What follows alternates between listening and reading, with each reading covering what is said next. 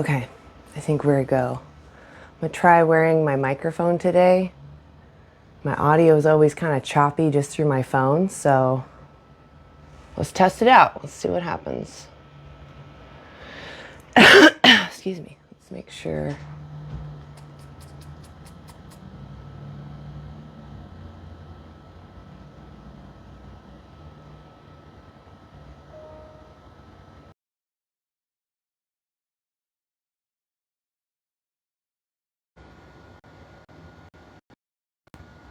Okay.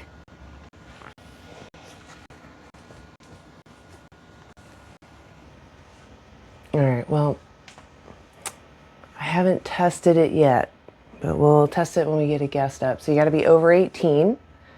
Just talking about why aren't you vegan? Talk with me about why you're not vegan. I've got some resources available. Behind me is a lot of people love to bring up nutrition, so this is like a direct resource for you. You can also find it, Dr. Greger's Dailey Dozen.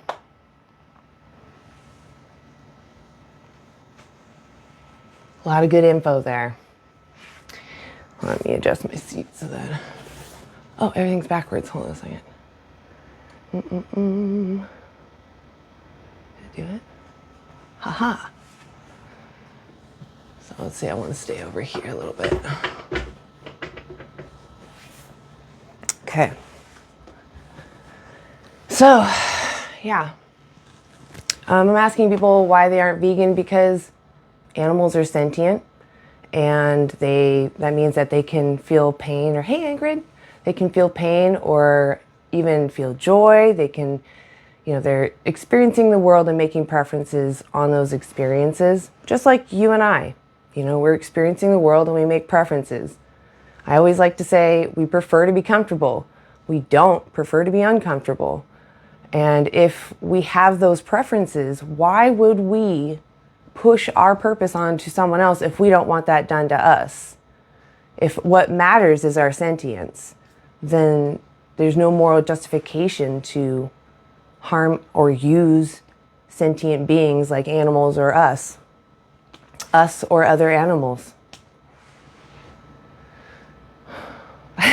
Anti-vegans aren't sentient. I mean, clearly they are. They're just not intelligent, right? Don't go confusing intelligence with sentience. There's a difference. Intelligence, we have a range of. Sentience is more of a binary thing. Either you are or are not sentient. Plants are alive, but they're not sentient. So, if we're so similar, like how could we justify an injustice?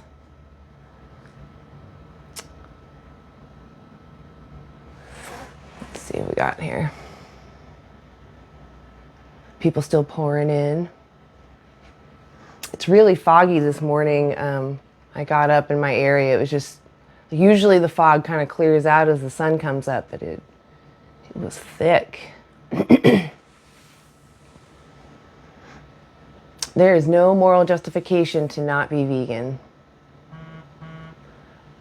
So I understand that it has benefits, that consuming another being's muscle fibers has benefits for you.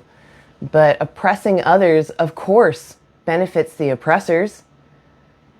So what morally justifies you using them when you don't need to? You can get all the things you need from plants. Well, you can eat plants, fungi, seaweed, any of those things. So the difference between us and animals as far as their behavior, animals are not moral agents. They don't have the luxury of time and space to sit here and weigh out what's right and wrong. We as humans have that luxury. We left nature. We're not always in the state of fight or flight. We're able to decide if something is worth, its action. Is it worth taking someone's life just for your taste pleasure? Is it worth using someone and taking their whole experience of a freedom of life and bodily autonomy just so you can use whatever comes out of them? Well, if you should try vegan meat. I understand that you've tried animal muscle fiber. You should try vegan meat. It's also delicious. Some suck, just like other things you'll try to eat. Some things suck and some things don't. And you got to find the stuff you like. So there's something called supply and demand. Even if you go to a butcher, you're putting in a demand for another animal to be sent through some kind of scary system. They have to, first of all, be forced into existence, potentially be graped themselves so that they reproduce. Then they have their autonomy crossed either by just being used or being unalived ultimately. So I kind of lost my train of thought there. Chat started to roll real fast. Oh, it's just supply and demand. So when you're putting in that demand, you're requiring someone else to go through that system, that process, to replace what you have purchased. So even though the animal that you in the store are picking up, or the butcher, wherever, has already been unalived, you are putting in the demand for the next animal. And if you don't, yes, I understand that some of this stuff will go to waste, but it's showing that you don't want any more to be produced. And if no one is buying it, they don't want to keep throwing away their product because they'll lose money. It's more advantageous to sell things that people buy. So if you use, your dollar as your voting machine or your ballot, then you can decide what thrives and what dies in the market. It's not always so, clear cut, and it's not even the main goal of veganism. Veganism is just a principled stance, my own principled stance, to not demand someone be exploited for my pleasure, entertainment, fashion, etc. And the benefit of that, if we all do it together, is that we have a collective voice that speaks out for the animals. That's awesome. Vegan 10 years. Reggie 2 shoes. That's awesome. Yeah, that's fine that plants are carnivores. They're not even sentient.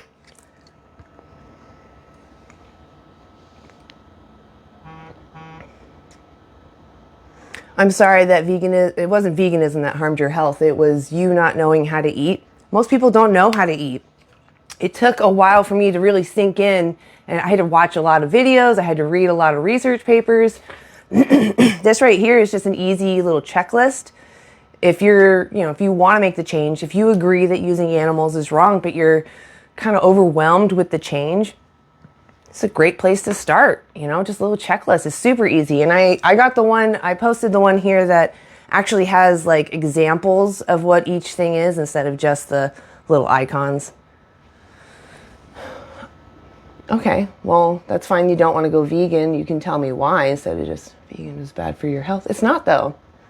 They actually, if you go to their website, which is nutritionfacts.org, they actually go over the studies and talk about what is healthy. Why would you call something healthy? What does healthy mean?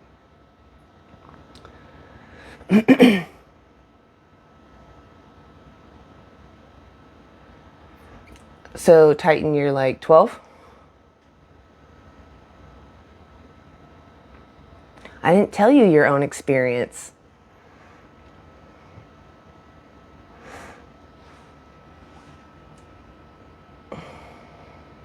Mav, you got to be over 18. Make sure that my volume's up. Hey, are you over 18? I am over 18. I'm almost 30. Cool. Right on. So you mentioned that there's... So why aren't you vegan? Okay, so I'm not vegan for health reasons. And my stance is that, like, there are some humans that likely can go vegan and be fine health-wise, but there are also a lot of humans that probably should not go vegan, and it would be incredibly challenging and near impossible for them to have robust health on a vegan diet. Do you think all the other people that don't have these health issues should go vegan then? Not necessarily. I don't really advocate for veganism. I don't think that it's... Why not? Like, I don't think that that's like it's a... Okay, well, tell me what you think veganism is. What is veganism? It is the ethical stance of, I think, like, wherever possible, reducing animal exploitation or suffering, I think. Is Okay, that so accurate? how is that impossible for people to do? It's uh if that also it requires them to eliminate animal products from their diet, that I don't think is conducive with human health. Why is it not conducive with human health? Like for the I reason don't that I just understand. stated. For the reason that I just You stated. just so you basically just said that people like it and that's it. That's not at all Because what I I'm talking stated. about, so I already Health. took away Health. the people. So let's say we carve out an exception for the people that have this health issue you're talking about. The rest of the population, which is the majority of the population, you don't think they should go vegan? No, because I think that the average human likely is going to have a very difficult time having robust health on a vegan diet. The average person is What probably is it that you think struggle. that people need from animals that you can't get from a plant-based diet? I think it's pretty well understood. Things like No, no, choline, no. I'm asking you, what is it? B12. You can take a supplement. Do you know where B12 is made? Yeah, typically in like small microorganisms that live like in the dirt Right. commonly. So you And then don't also need to they are produced in, you don't need to filter it through someone else's flesh. There are alternatives. So I again, definitely hear what that. is wrong with the rest of the world taking a supplement and eating a plant-based diet? I also don't think that veganism is something that like the globe can support. Okay, what about you? You said you had health issues. What's your health issue? I was vegan for about, Oh, no, I no, would say no. I like, didn't ask that. What is your health issue that prevents you from being vegan? oh, well, when I was on a vegan diet, I was unable to get nutrients. Like, What nutrients I'm uncertain. specifically? I'm uncertain as to what they were, So but I my have body, can I tell resources you for what you. my body did? Can I tell you what my body did? No, I don't want to Do you know. not I don't want care? to know. I don't really care. I'm not a doctor, so I can't really diagnose you. What I want to know is if you sought out professional help, which it sounds like you didn't. I have resources though. This Challenge 22 is access to a free dietitian, a registered dietitian. They can help you with where you're at and based off of your specific nutritional needs. But you have to want to be vegan. So if you don't want to be vegan, that resource does nothing for you. The whole point of veganism isn't about health, it's about the animals, that they're sentient beings like you and me that are experiencing the world and making preferences on those experiences, like you and me. And just like how you and I have this inherent value to not be exploited or oppressed for someone else's benefit, even if they're sick, animals have the same reason. Animals are just living beings going about, they're innocent. A lot of them have the similar cognition of a 4-year-old. Dude, I agree. I agree. I Okay, don't disagree so with then you I don't 100%. understand what is wrong with talking to people, specifically even just the people that aren't sick, in your opinion, that can go vegan. You don't think that they should be obligated to go vegan to prevent animals, a sentient being, from being used without consent or unalived? Okay. I definitely think that there are issues with animal exploitation and like especially the American capitalistic industry that we have created. What There is are it that issues makes in it the industry. okay? What makes it okay to exploit an animal at all? Do you think that consuming an animal is exploitation? I'm asking you a question. What makes it okay to exploit an animal at all? The issues I think we disagree on what exploitation is. So that I mean, do you understand where that's Exploitation difficult? is using someone for your benefit. Yeah. So like if I wore like a fur coat, like that Yeah, is you're the animal using died them. for my benefit. So yeah, so if Yes. you consider any type of use of an animal exploitation, then we just can't agree. Yes. Then we're gonna have a really Can hard I time with this use you? conversation. Is there any way that I can use you without your consent and it be moral? Um, moral is an interesting way to put it. In your Probably moral framework, do you think it would be right for me to use you in any fashion without your consent? Would you think that's just? so I personally have a different standard for humans and animals. So for I don't humans, care. I'm yes, I agree asking with it. you. What is it? For a So you human, I do agree think with it would you. be It is wrong. immoral for me to use Yes, you? for a Why? human, yes, because I'm a human, Why? and I think Why? exploiting humans is wrong. But why? Why is that wrong? Because I agree with you, but I want to know why. okay. So for my opinion, I believe that it's very evolutionary. I think that because I'm a primate, I value my kind highly, and the You don't think survival, like other animals do that? no, that is exactly true. A lot of other animals do that. This is something that we Okay. as primates do. We look at each other and we say, you are unique, you are special. So when I see a dead bird on the side of the road, I might feel something in my body, but I do not feel the same thing as if I were to see a dead human on the side of the road. Well, okay, Because I might like feel that's what something I'm trying more. to, I yeah, might feel that's what I'm trying to more for my communicate. family being dead on the ground versus seeing your family on the ground. I'm still going to feel something, right? But those that are closer to me in my circle, of course, I'm going to have a stronger feeling for. But that doesn't give me the right to exploit your family. Correct. And right now we're on the species barrier is really significant for me. If it's not What significant is for the you, that makes a difference? lot of sense. I'm For asking you, what is the difference so even for between example, within humans and animals? primates, Why is it okay for me to exploit an animal, but not okay to exploit a human? so in your definition, exploitation is No, just like no. I using. want to know your reasoning. I know, and I'm trying to make sure that I'm on so that we're on the same page. Your definition of exploitation would be like drinking a glass of milk, even if it were like using an egg, even if Yes. you had an All egg. animal use. Yeah, All even if animal you use. had, Yes. even if you owned a chicken and it was on your property, Yes. you loved it and Yes. whatever, and it That's laid an egg. slavery. That's Yeah. slavery. So like if you have Yes. a pet, So what? a You're, pet you're, you're fish, not answering the right? question. Answer it or I'm going to kick you. What is the The answer moral is difference? human beings have a different moral standard for humans than we We give have to other Yeah, but why? animals. You're still not answering. You're begging the question. You're just repeating yourself. What is the moral difference that makes it okay for me to use an animal without their consent, but not okay for me to use a human without their I consent? did actually did What's answer this. I did You answer this didn't. You before. just I said said because that humans because value humans. That's all you said. as social species, like that is my answer. I cannot give you anything more than that. That is my answer.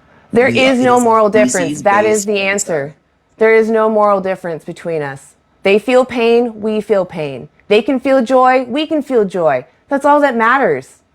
Can I offer just a different question before I wanted to say something else before if you're gonna kick me off, I just wanted to ask one other thing. You said that there was no moral, there's no way for a person to consume animal products and be moral. Does that mean that Right. you believe that all indigenous communities that prioritize the consumption of meat are immoral? No, I'm dead serious. I honestly think it's patronizing to use a group of people that you think can't go vegan when there are I didn't say many that they native can't. I people would that say are that they vegan. likely would not want to. So to use They them as likely a group can, but has just do not want to. being native has nothing to do with veganism. All Are you people sure? should be aware, yes, all people should be aware of animal sentience. Everyone should be considering They're animals' strongly aware of interests. animal sentience. They very Okay, much well, respect I'm not animal sentience. arguing with that. I'm So arguing with people I that don't are. think that it's so what Would I'm you trying to say is I stop don't for a think that it's second? Would you stop for a second? No, I don't care what you have to say. You're just trying to say that veganism is a colonial way of thinking when really it actually originates from a lot of more poorer nations of people of color where they rely on plant-based foods.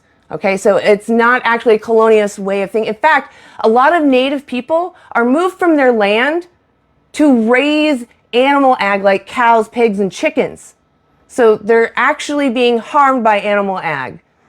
Okay? So if you care about them or their land use, in fact, another little token of information, if everyone was to go vegan, we would reduce our land use by 75%. We could feed over our population with 25% of our current ag land. That means we could rewild land. We could potentially give land back to the stewards that were there before white people invaded it. Have you considered that maybe? that is an amazing idea. And I'm also curious about how you plan to do that. Like By people going vegan, no, decreasing I'm the just finish my demand for statement. animal ag. Just when our planet was designed, like not necessarily designed, our planet evolved to utilize this system of like animals consuming other animals for the sustainment of our planet. Do you That disagree with doesn't that? matter. I disagree with the idea that just because other animals use other animals, that I'm means just saying we need evolution, not to. even I understand. It doesn't matter even if that's where our evolution came from. We have science, so much science now. I have a paper right here with like 300 sources on how a vegan diet is healthy. Humans can thrive on a plant-based diet if they have, I mean, I agree that we need resources so people know how to eat, but humans on a well-planned vegan diet thrive. We have evidence that the fewer animal products you consume, the longer you live. So if That's it's better for us, it's better I'm for the really curious planet, as to but we can where also not use sentient beings. where'd you get that from? I have never heard Get that. what from? That Get what reducing from? animal products include just is higher. Like, would you say no? Reducing animal products means longer lifespan. Oh, yes. Yeah. What's? Can you tell me anything The, about what that study was?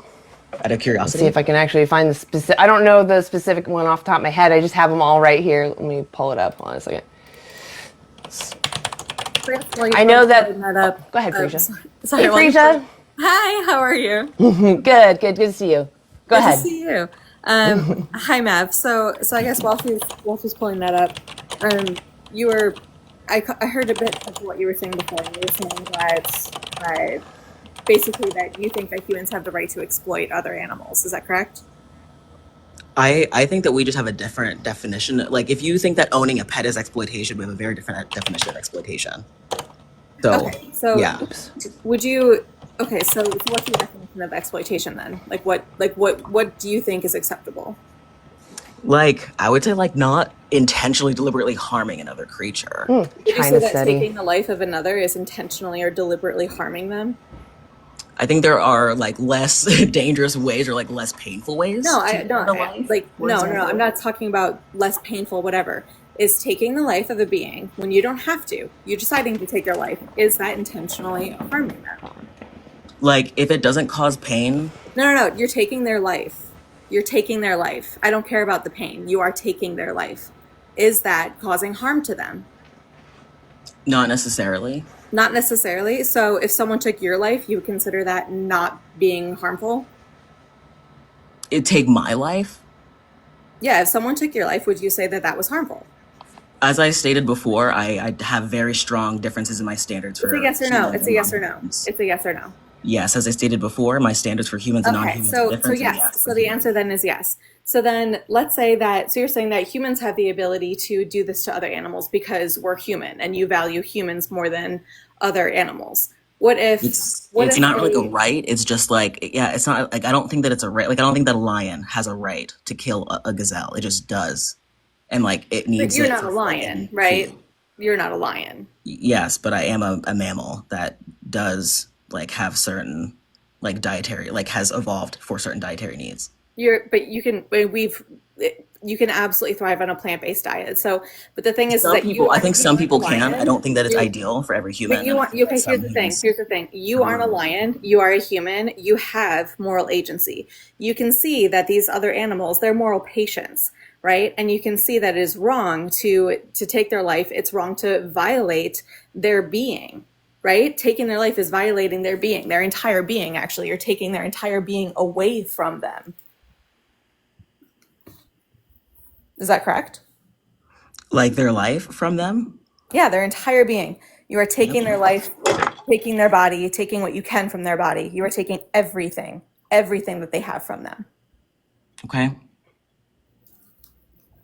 Yeah. Okay. So, For in order for the human species to survive, but the like human if that species is doesn't like need to survive that way. In fact, the human species is dying because of it. So the human species doesn't need to survive by exploiting billions and billions of animals and destroying the oceans, destroying the entire planet. That's what humans are doing. so I don't disagree with you. Like, but also to say that like I don't okay, like not okay, we're not eating animals is going to make all humans live more or something. Like that just is not. I'm talking about you specifically, though. Like you I specifically. do have those studies, though. The Epic Oxford study and the China study are two Okay. examples. Okay, thank you for just that's enough. Thank you. I really appreciate you looking that up for me. So, like I said, I think that there are several reasons. Like, I think that food access is really difficult. I think that education is obviously really difficult. I think, and you did say this vegan stoner later. You did say this earlier. You said that, like, teaching people how to eat correctly is hard. And I agree with you. And what I'm really, my main thing is that I think that there are a lot of people, and I think that even you stated it, that there are a lot of people who try to go up or who try to do veganism and they harm themselves. And I don't think that it's Hold on. because I I think just it's want to because I really interject. don't think that it's because that they're Hold stupid. I on, don't think that Mav. it's I just because want to that they're interject trying real quick. hard. Mav, I just want to interject with that real quick. So what you're talking about is you're not talking about veganism. You're talking about a plant-based diet, and there is a difference between the two. Absolutely. There Yeah. absolutely So when you say is. that people try And I'm veganism, definitely using so this hold on. as So, a but when you linguistic say shorthand for the purpose of this conversation. when you say that people try veganism, what you're really saying is they're trying a plant-based diet. That's what you're talking about. Okay. I will adjust my language for this conversation. Absolutely. Well, I think it's Yes. important that we understand what They attempt a veganism is. plant-based diet for whatever reason it is. For some of them, they attempt the plant-based diet from a perspective of veganism. Some people attempt the plant-based diet from the perspective of just wanting to try the plant-based diet. I agree with you. And then some people, they have the honest drive in their heart to reduce animal suffering, and they end up hurting themselves. I just Well, let's want remember. people to understand Hold on. Let's remember that that is a veganism. thing that happens, and Hold on, I'm just saying Max. that that is a Hold on. reality. Hold on. Let's remember that veganism isn't about reducing harm, right? It's about not exploiting and not oppressing our fellow animals. That's what, or sentient beings. That's what it's about. So it's not a harm reduction. We're not talking about welfare here. We're talking about abolition. We're talking about stopping the exploitation and oppression of sentient life. Humans to be exploiting our fellow animals. I did not say that. You define like owning a pet as exploitation. So like from that perspective, I yeah, never then talked yeah. anything about owning a pet. Did I believe that I stated that earlier, and someone said that that was slavery. You no, because you were talking about having a chicken to use that chicken for a purpose. That's what you were talking about. Okay, like what if you own a dog to have a dog? Like that's isn't that the same thing? I don't get it. What's the difference? The difference is that when people, if you have a chicken as an animal companion, then that's going to be a very different thing. You're not going to see that chicken as something that you can take from. You're going to see that chicken as someone with their own body, with their own wants, their own needs, their own things that they enjoy, their own subjective experience.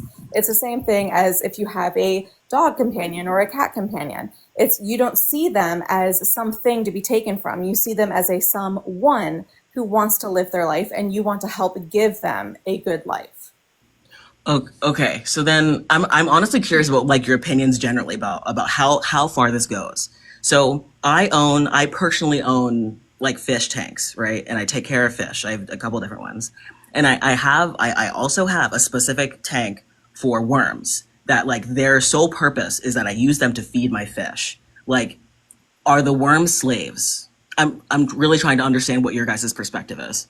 I think when we're talking about what we need to do to feed the animals that we have decided to bring into our care, Right. that is something that's a bit different. But So is it not let's go slavery or is back it to you. slavery? But Like I just let's go back yeah. to you and the choices that you're making every So day. my choice to own these worms to feed And my you know fish. your choice to consume other animals, your choice to purchase products that have been tested on animals, your choice to not oppose the exploitation and oppression of sentient life.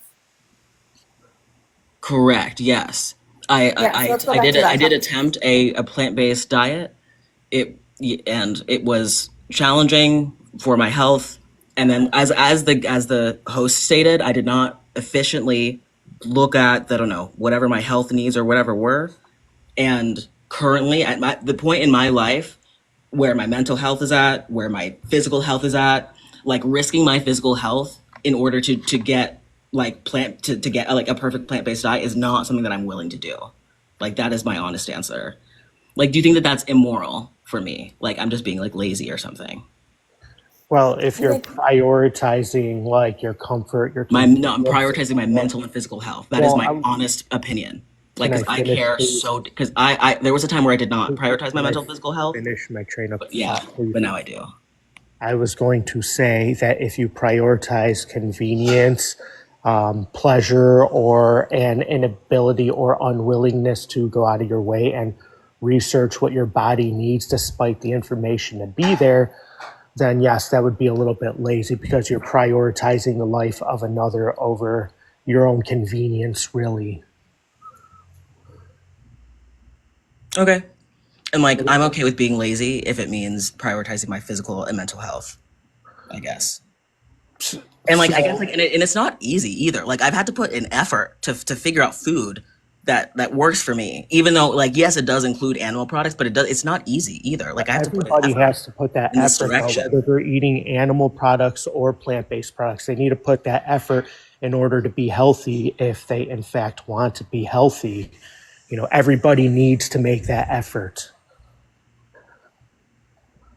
I definitely agree. Mav, I also have the resource Challenge 22 where you can talk to a dietitian.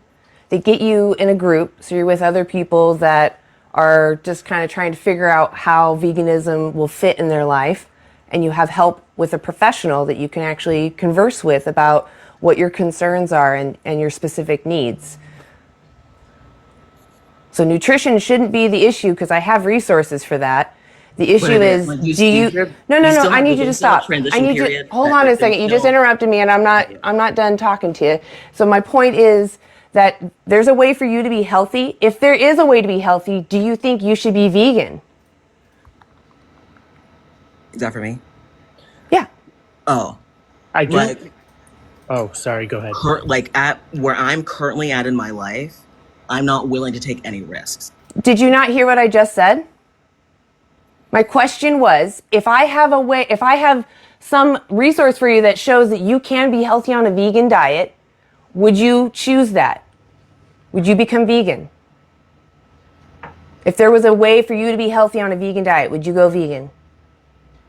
If there was a way to like actually, like robustly, sure, Robustly. I would not have an issue with it. The reason why, So yeah, why? hesitate is So because you of that. do you think it would be an obligation? Do you think you should be vegan if you're healthy? And like I do not believe, like the issue is I do not believe that like the average human is going to be healthy on the average vegan Okay, diet. what is So this that's why I belief? have- Is it stemmed in science or is it just your own little putting dots together? Because science shows that we thrive on a plant-based diet. I don't know about Yeah, We I were- could send you. in fact- I could send in you fact, some Ma- PubMed. Yeah, some people do find health benefits. Mav, Absolutely. there's even a whole food plant-based diet has been the only diet to reverse cardiovascular disease, which is Absolutely. our main killer. I agree. I could Okay, send so you, then like, what a are you ton of arguing PubMed about? articles.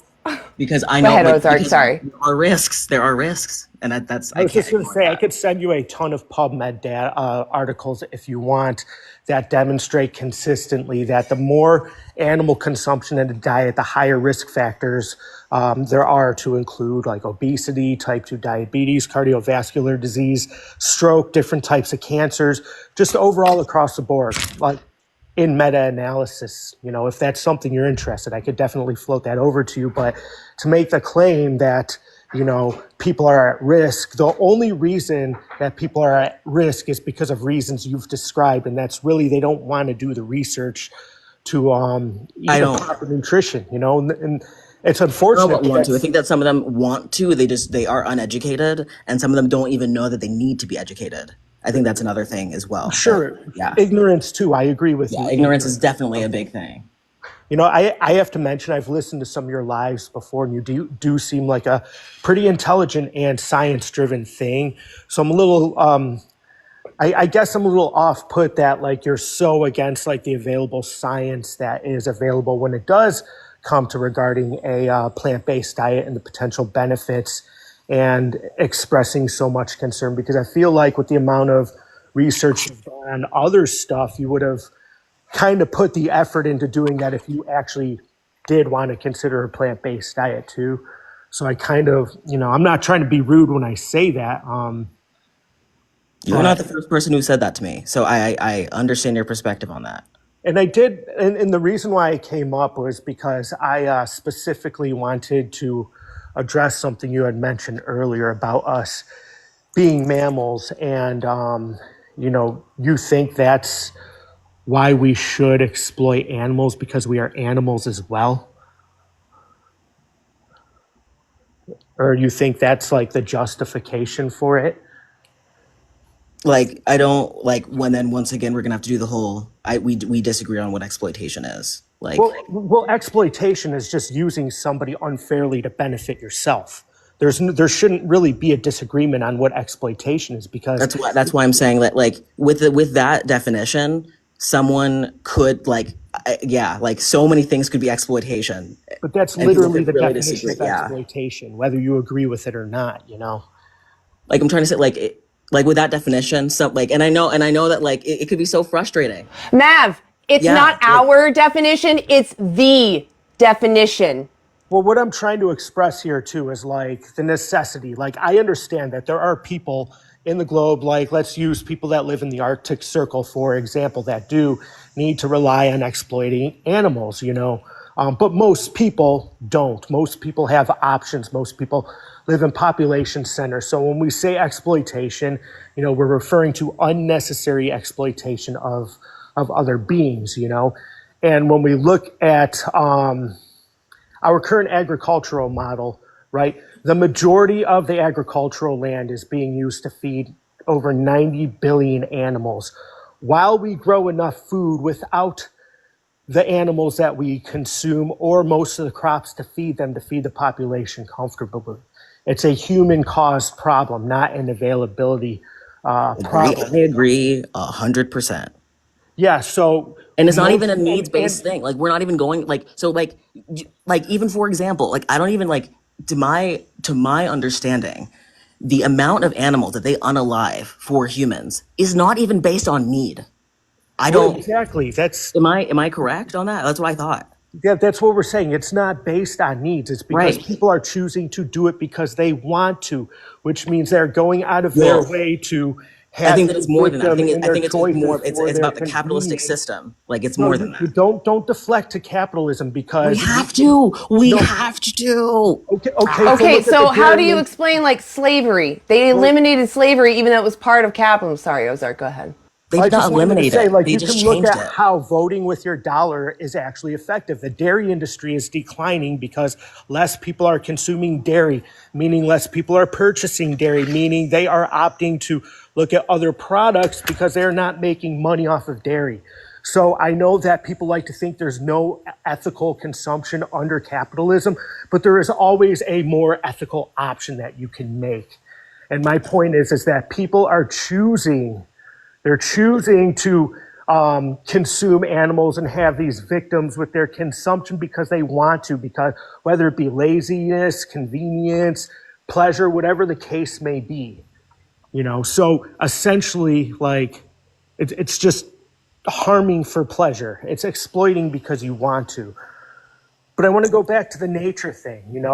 Which to me I think is like interesting. I don't like how many people do you think just like there's like I just love to, you know, unalive pigs. Like you just think that they just like want to do it? Or They they're like, love I bacon, want to man. do it for money. They Like, love bacon, and in order to consume bacon, you need to harm somebody to consume bacon. oh, okay. Just like, It's not that just they like, love the harming part of it. They love the just result. like plenty of people that love money have no issues exploiting people to get money, you Okay. know. But they love bacon. They love, and that's the difference, you know. Like, you love a product that 100% requires somebody to be harmed, and you have an option to not do it. You know, that's the difference here. You know, like, that we're trying to express.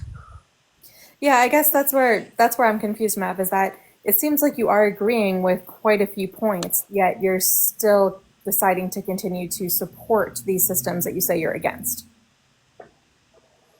Oh yeah, definitely. Like I pay rent. Like I do. I pay taxes. I support a No, lot of no, no, no, no, systems. no. I'm not talking Like about I rent. support a lot of systems, I'm and not I talking believe they're about that, toxic. Mav. Like you know Mav, what I what I'm mean? talking about specifically is when it comes Yeah. to veganism, when it comes to the exploitation of our fellow animals, of sentient life. That's what I'm talking about. And you said yourself that it's that there are 92 billion land animals that are being unalived every single year. And you said yourself that that doesn't need to happen. But yet here you are contributing to it, and not only contributing to it, you are on alive advocating for it. Well, And like not only that, but like because I the animal don't like agriculture industry yeah. is one of the most human exploitive industries on the planet. So talk about capitalism and exploitation.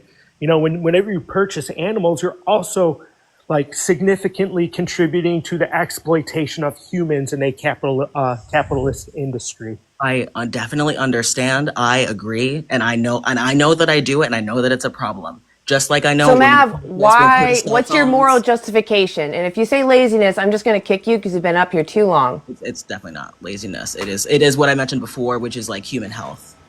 And then my other thing that I'll say, the other can I mention one last I'm thing? going to kick you. Uh Is huh. like in order to reduce my contribution to things like paying money, I also do like my family hunts and like they are able to get meat, that they don't have to, like, for example, like fund the capital, like, and so you just said, But they still shop at so that's what I'm grocery saying. stores. They I still shop absolutely So you're understand. doing for the both. difference You're in doing harm. both. Yeah, the difference I in harm understand. and price is like barely quantifiable. So I just wanted to say, like, I think there are ways to Mav, you're violating someone's bodily autonomy for your pleasure and entertainment. It's gross. I just want you to know it's very similar to human slavery for the same reasons that they are a subject having an experience of the world, and you have no right to violate their bodily autonomy because you can dominate them. There is healthy ways to be vegan. I just have a question really quick. I don't have a gym like that's anywhere near me. Do you think for exercise it would be okay for me to kick my dogs? No. So why would it be okay for me if I have other options to go pay for somebody to unalive another animal because of health concerns when there's tons of data that shows that I can get significantly better health on a whole foods plant-based diet?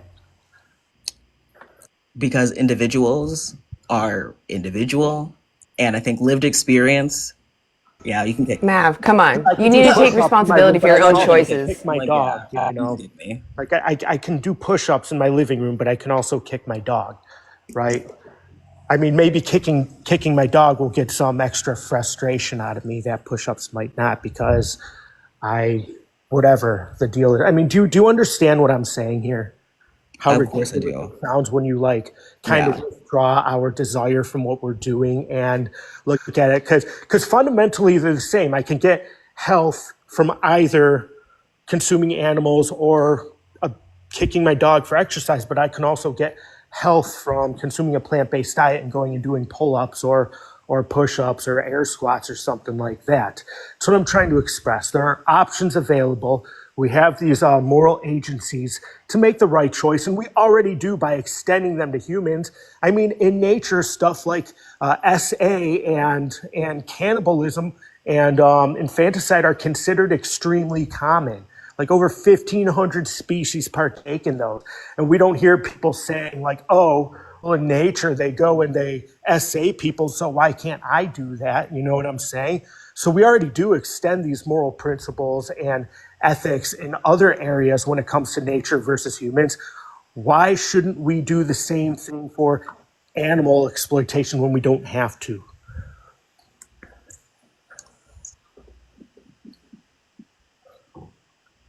I guess the main part that we disagree with fundamentally, and I know Ozark, you would kind of say that this is just like not based on science or whatever, is that like, and I think that this is because I don't think that we can, it's hard to make nutrition prescriptions or like globally. Like this is the way that X person should eat. Okay, and that's the reason why, that's the main reason why. That's the only reason we don't why. need to talk about, the thing is that we don't need to be talking about globally, what's happening globally with, like, you're bringing it away from yourself, and you're turning it into this, oh, like, what do we do globally about this? Right now, we're talking about you. Why aren't you vegan? You said before that had something to do with nutrition, and you tried a plant-based diet before, and you admitted that you didn't do a very good job of it. You admitted that yourself. And so, like, there are, as Anna's pointing out, there are the Dailey Dozen right there on the screen. You can go there, you can go to nutritionfacts.org, you can go to Cronometer, you can do all these different things. You could go to your doctors and get blood work done to see where you are missing any sort of essential nutrient. You can do all those things. And so and you are agreeing with a lot of the points that we are making here when it comes to veganism and why veganism is so important. So I'm still very confused about why you're agreeing with these things, and yet... And we even gave you a free resource, challenge22.com, that has a registered dietitian that helps people tailor a plant-based diet to their lifestyle. You know, you have a computer, you have a grocery store, you have options available for you specifically. Didn't I, like, do you still not understand why? Like, do you need me to explain it more? Because you Mav, you didn't see a professional. Yeah, like I'm trying to understand like what. Wait, so like, You said a few things that just sound like a deflection of responsibility. You believe that it's not possible for a lot of people because of health concerns, despite research and most people's ability to actually derive nutrition from grocery stores, right, and get those options. And then you said it had to do with essentially your mental health and your unwillingness to want to go research. But you're on the computer, or you're on TikTok right now. Not my unwillingness to research. Not that. My unwillingness. With My us about it, unwillingness. trying to push back against us when you can actually be researching and getting the information that you need. You know, we're trying to provide you resources. So that kind of checks that one off the list. You appeal to nature, and I already explained that, you know, in nature, things like SA and other stuff are severely frowned upon, then we have laws against them. So it's not really a good excuse to appeal to nature with when it comes to eating animals when we don't have to, because then we need to open up the that discussion for everything else that's common in nature. So we need to check that one off the box.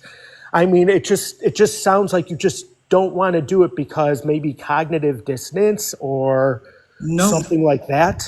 I know exactly why, and I stated it very clearly. I am unwilling to risk my mental and physical health again, even to go through the transition. Like that's like, I hope that. Lazy Mav. I'm really disappointed because I've seen his lives before, and he's like always talking about science and like all like, and he sounds like a pretty logical person in his other lives, and that just kind of like totally blew my mind. Well, thanks for letting me come up and assist with you guys. I just wanted to do some of this stuff, you know. Yeah, no, I appreciate you coming up. Too. I mean, you can hang out if you want. You don't have to step down. But if you want to, you can. Either way, I don't want to pressure you. I just don't want you to feel pressured. I can hang out for a few. I'll turn my mic on mute, and then if I hear anything I want to interject, I'll come by. I just didn't want to be rude and like hijack your live. Sure, yeah, I totally understand. I haven't come up on a lot of people's lives, but I try to be careful of that too.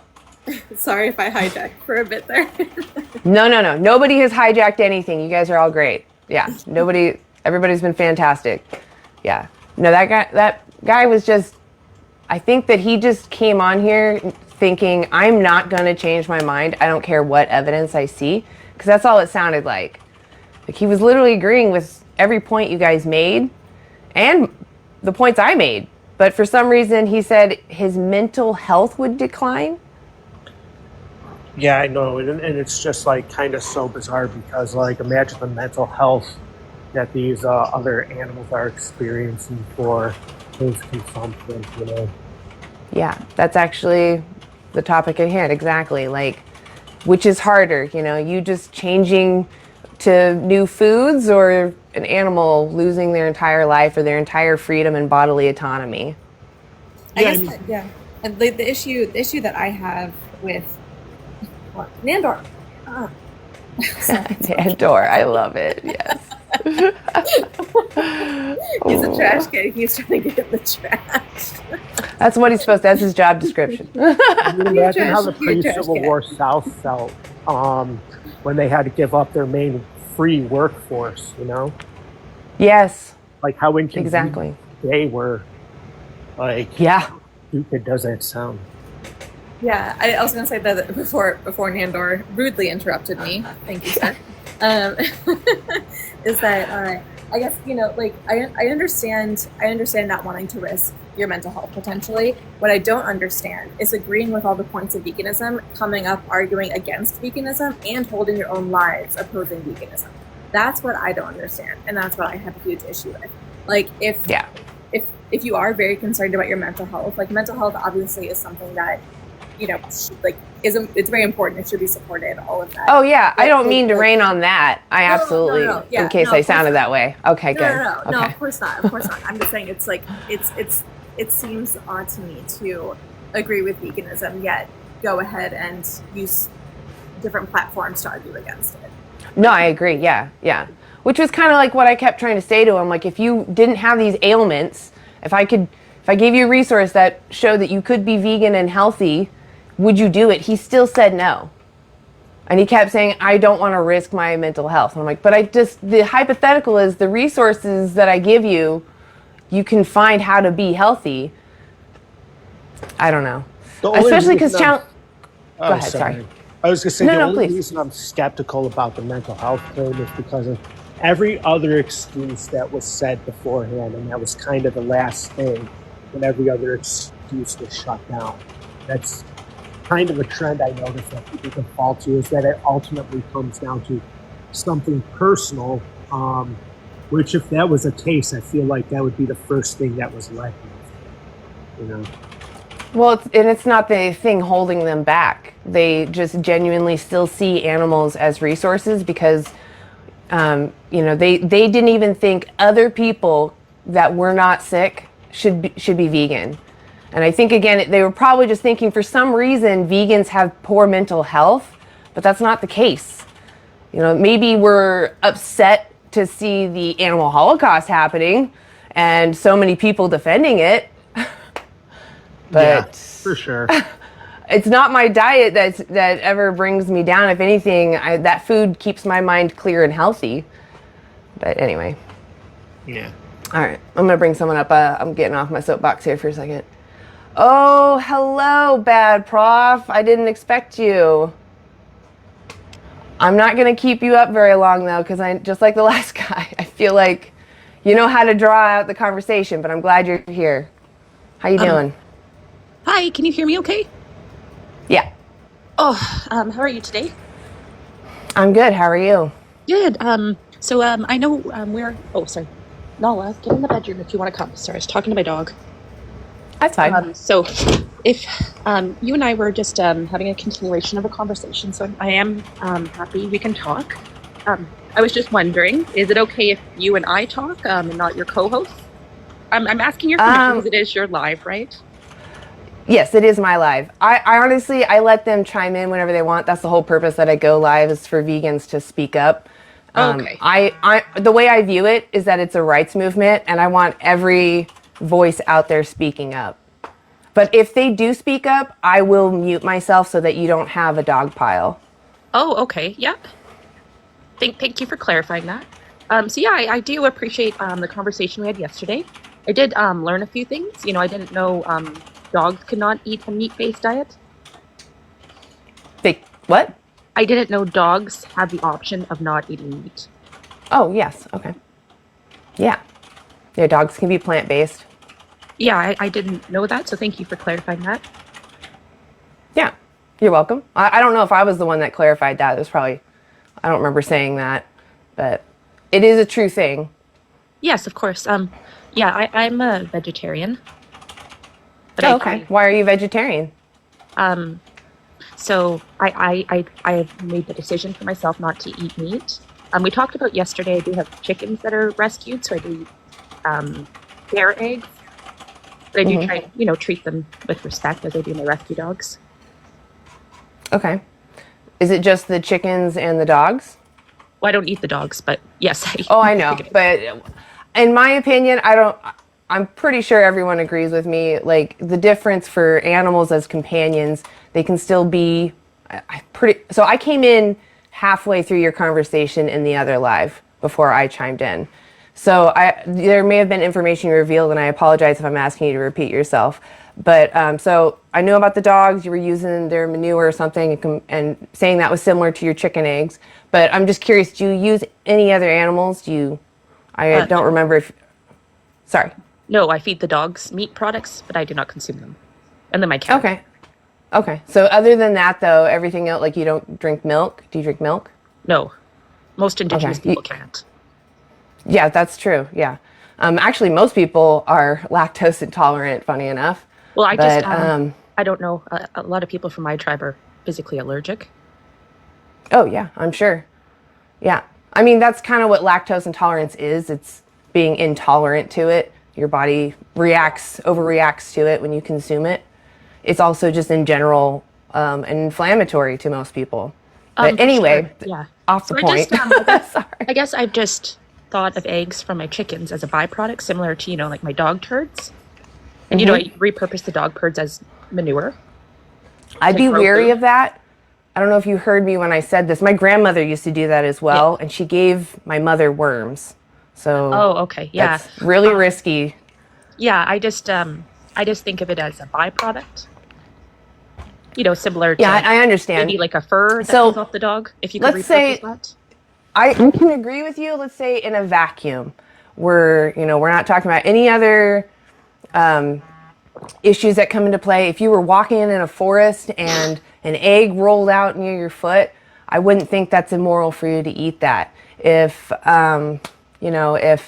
a dog pooped randomly and you put that where your plants are, I wouldn't find that immoral. The issue is when you force a purpose on somebody. So instead of you just randomly finding these things, you're asking that somebody be put on this earth to be a thing for you instead of just a free being. That'd be like me wanting to have children so that I could sell their hair. I just want to use it's a byproduct, right? I'm not harming them, but I'm not having them because I want to care for somebody. I'm having them because I want to use them, and that's what Yeah. makes it immoral. Well, You the guys thing is mind if I they're interject rescues, really right? I quick? didn't Oh, please. breed them. I'm gonna take a second to be quiet. Ozark will add something. I promise we won't dogpile on you, though. Okay. Hi. So I just wanted to mention really quick that also taking eggs from the chicken, they spend a lot of nutrients to produce those eggs when they ovulate and then pass the eggs. You can feed those eggs back to those chicken to give them the nutrients that they lost as well. You don't have to consume them, and that would be the like how we view it, the more ethical option when it comes to taking care of chicken and managing their eggs. Because again, like we don't need to eat their eggs, but they can benefit from eating their own eggs. So like when it comes to taking care of the chickens, not being exploitive, that would be the way to do it. And for the dog manure, if you are picking up their stuff and using it, just make sure you compost it for like a long time Oh, because yes, yes, of course. like Um, that's really unhealthy. You don't even need to use animal products as manure. You can use like food leftovers and like other vegetation to make like green manure, as an alternative, well, wouldn't their poo just go to the dump and decompose there? or into the ground. I mean, whatever. But I was just mentioning that. I don't think there's an issue if you didn't buy your dogs to specifically use their poop. No, they're rescue dogs, right? It's Yeah, just a yeah. I mean, I'm just byproduct. saying, I don't think there's an issue. I was just also providing you another option if you didn't. But if you are using their poop, just compost it for a really long time because. But yeah, when it comes to your chickens, though, I mean, if you rescued your chickens to take care of them, feed them back their eggs because they can use those nutrients. So, like, I should extract the eggs and then feed it to them? Yeah, if they lay the eggs, you can break it apart and then put it into whatever they're eating, and they will get those nutrients right back. It's normal for them to eat their own eggs. And then, um, so you think it's wrong if I ate some of them? Or that my dogs maybe ate some of them? Yeah, I mean, again, like you're taking something that's theirs from them, and they're being used for that. When those nutrients benefit them, like when they take them back in. So I'm just giving you a way to take care of the chickens and not exploit them. Um, yeah, that's given me something to think about. Yep. I'll hand the floor back. That's all I wanted to mention. Okay, so then the question comes to for you, Bad Prof. What makes you think that animals should be a resource? Like, why do you view them as a resource? Um, I think I don't know understand how you would determine a resource. Um, Why do I you think think that the maybe eggs are for you to use? yeah, I think in my view it was a byproduct, Oh, okay, and it's I just just that. thought it was better than composting them, and then maybe giving them to other Okay. hungry people, or feeding them to the dog too. Similarly, I mean, maybe if, like I had a pet sheep and he needed to be sheared, I mhm. might donate the wool somewhere. So the only issue then I would say is just that by at least by giving it away to other people, you are advertising that animals are still to be used. Yeah, there's not really a lot of immorality. It's just that you still view them as a resource is all. You should view it as more like you're trying to help them and that, anything that comes off of them is theirs. That's what the vegan perspective is. It's just recognizing that they're a Yeah, sentient being. for And sure. it's great. I understand it's great that you respect them and that you're caring for them. But, Yeah. I did. Yeah, I do did have another do you question. think, okay, So I'm go sorry to ahead. interrupt. I No, was go I ahead. was just like I think of dogs as my family. So I didn't know I was adopting a German Shepherd dog, but she was an accident, and then it turned out she was a German Shepherd. Her mom escaped and bred with the German Shepherd. Anyway, I've been taking her to the dog park, and she keeps trying to round up the other dogs instinctually. Yeah. Do you think it's wrong if, like, she just has that instinct and she knows how to do it? Is it wrong to, bring her to a farm? No, I wouldn't give her away, but maybe to help friends that are farmers if she Oh, do wants you to do mean for that. her to round up sheep? Yeah, yeah, because she just Oh, seems to like doing well, the that. sheep farming itself would be the Yeah, immoral thing, but also the dogs that go and chase around the sheep yeah. usually nip their ankles and Well, she whatnot. keeps And doing that naturally to other dogs. Like it's bred into well, her. sure, she's playful. Yeah, I wouldn't say if that's moral or immoral because she's just a dog. She's not a moral agent. She's a moral patient. yeah. But I You should. just, I'm sure people don't like that their dogs are being bit, yeah. so that is probably something that should be worked on. But I'm just saying, is it immoral to allow her to have that job? I think it's immoral for you to put her in a pen with a bunch of other animals for her to go and nip at, yes. And not to hurt them though? But she's nipping at them for her enjoyment, Uh-huh. essentially, right? You're literally giving her animals to play with. So it's not her that's immoral, it's you that's doing the immoral act. Yeah. You could give But her something else to play with. She's an energetic dog. She could nip toys or, chase something else, play frisbee, you know? That's what your responsibility as her steward is. okay. Well, I think then it would be a little bit concerning if the sheep weren't round up, they could get hurt. Do you mind if I Sheep just shouldn't even. Yeah, go ahead, Frisia. Do you mind if I just Go ahead. interject real quick? So there's just a couple things I wanted to touch on this. So first of all, I think bringing bringing your dog to a dog park where she is then rounding up other dogs, that's a recipe for a fight to break out. And I would be incredibly, incredibly careful with that because it really is. That's a recipe for a dog fight, and you don't want that. Oh, no, no. I was just saying she's just exhibited behaviors that are indicative to her breed without training. No, no, I get that. But I mean, if you were just to like bring her to a friend's farm where they are farming sheep, sentient beings, where they are farming animals to be used, and you are then helping them use those animals by bringing your dog, your untrained dog, remember, to try to do some sort of job, that is also a very dangerous situation. You're Well, no, essentially no, they would train her, right? But she has a natural likelihood to that, right? you're still what you're doing, like even though that is something that she naturally wants to do, it's still your responsibility as her caretaker to make sure that she doesn't harm any other being, right? And so even like the amount of, like, you're talking about, oh, she could do all this training, all that kind of thing, that all you're doing there is you are like, well, you might be thinking this is great for my dog to get this instinct out of her, that kind of thing. There are other ways to go ahead and do that that don't involve other beings and don't involve contributing to the exploitation of other beings. So by you going to these farms, you are contributing to it. For sure. I think the sheep or the cows or whatever are already there.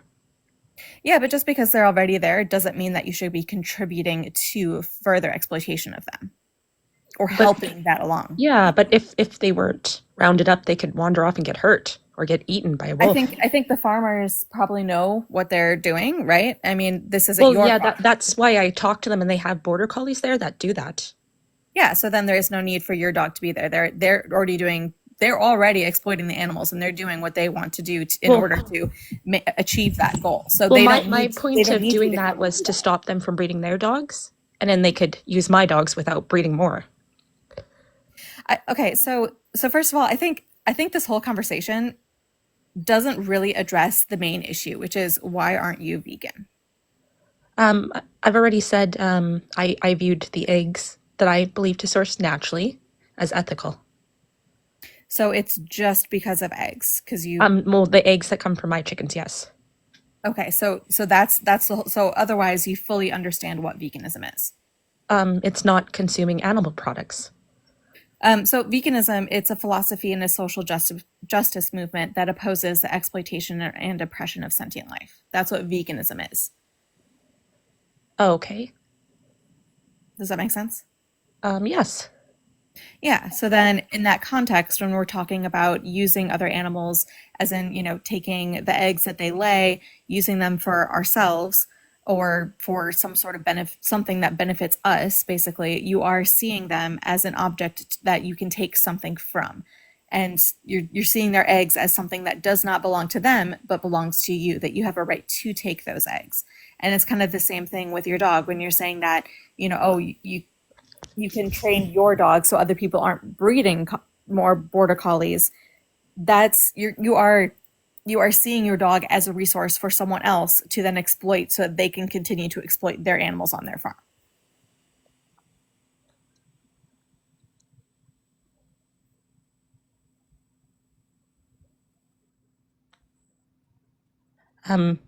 I haven't seen it that way, no. Okay, but do you understand where I'm coming from with that? To a degree, yes. Okay, it's all of it is contributing to the exploitation and oppression of sentient life, which goes against the philosophy of veganism. Oh, okay. Okay, so what about veganism do you disagree with? First of all, I disagree with pushing our beliefs on others. Okay, well, why do you push your beliefs onto animals? I don't think animals fully have the cognitive ability to determine Okay, their so beliefs. how does that give you the right to touch and use them without their consent? Like to pet a dog? No, I meant more to like cross their bodily autonomy.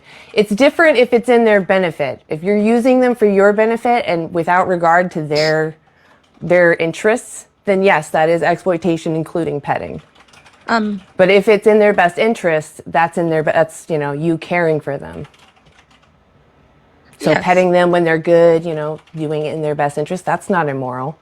I just think maybe we're comparing apples to oranges. I don't think personally many types of animals, such as crustaceans, have the same level of consciousness.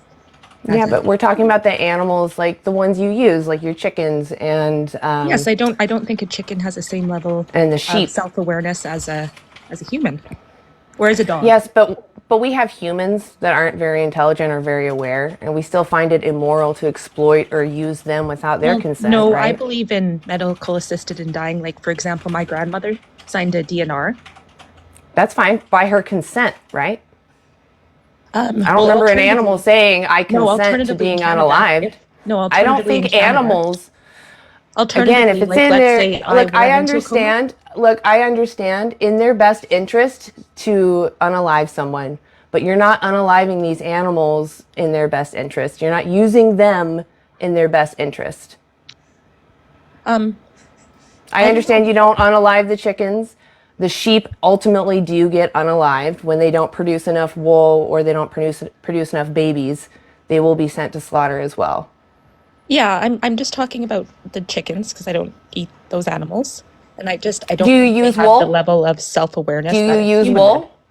Do you No. use wool? Okay, well, you just brought up the sheep farmer, so I Yeah, assumed because that you I was also talking about my use dog them. and going there. I know, but you just brought it up, so I assume maybe you used wool. So I'm sorry for the assumption. So just for the chickens, so why don't you use other animals? I maybe if I had a rescue sheep, I would. No, I mean like why don't you eat animals? I just don't. know how they were raised, and I don't have the ability to have a cow. But you have all these farmers around you. Like, don't you know them?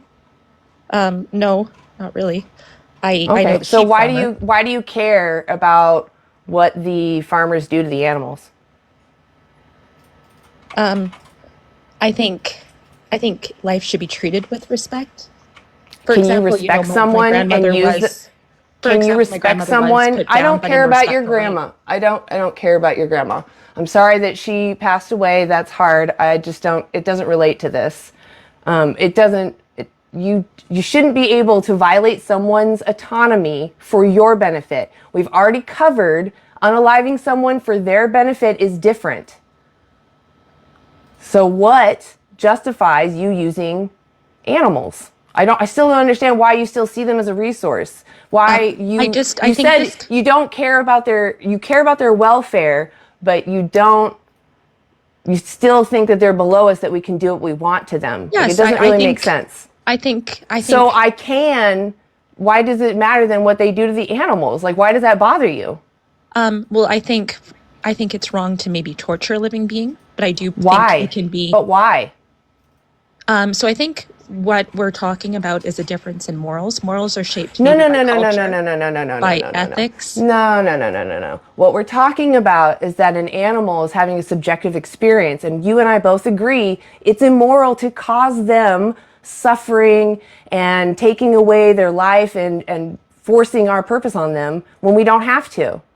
Like, if I was to kick dogs for exercise, that would be immoral. I can kick something else. For the same reason you don't need to use your chickens. I think that's You don't need to comparing see apples them to as a oranges. resource. You keep saying that. Because I think I'm just I going to don't kick you. think a human is the same It's as an not animal. apples and oranges. It's not apples and But they're oranges. different species. Can you tell me what the moral difference is? The moral difference for me is I don't see them the same as a human life. Yeah, but you can't tell me why. Why do you see them different? So I see them differently because they don't have the same level of conscious, the same level of awareness. There are humans. They don't have the same level of conscious. They're still sentient and alive, but we shouldn't unalive them just because they're not as intelligent as us. I think that's a different debate. I personally That's believe not a in different medical debate. assisted and All right, dying. bad prof. You have a great day. You are the queen of deflection, and I'm just done with you. Like, you can't take responsibility for your actions. You recognize what's wrong. I think you're there. You're just like the last guest. You're like, I just don't want to change. And I just want to, I don't know. I don't know what you're even holding on to. All you use are eggs. That means that you're vegan. If you go anywhere else out in the world, you're not vegan, but you're plant-based, right? You're not using animals in any other fashion. So I just don't understand why you're coming up here and telling me that animals, they should be treated well, but they should still be used as resources. Like, you're all over the place. I just don't think that you actually have a principle or understand why you even think the way you think. Like, at least I can tell you what the difference is. Humans are moral agents. Animals are moral patients. That means they deserve our protection, or at least at minimum to not be exploited by us. And I also want to be clear, this is a rights movement. You're standing in the way of animal rights. You're defending animal non-consensual use. I don't know if you guys want to add anything. I'm going to bring up another guest. Before I do you guys have anything you want to add?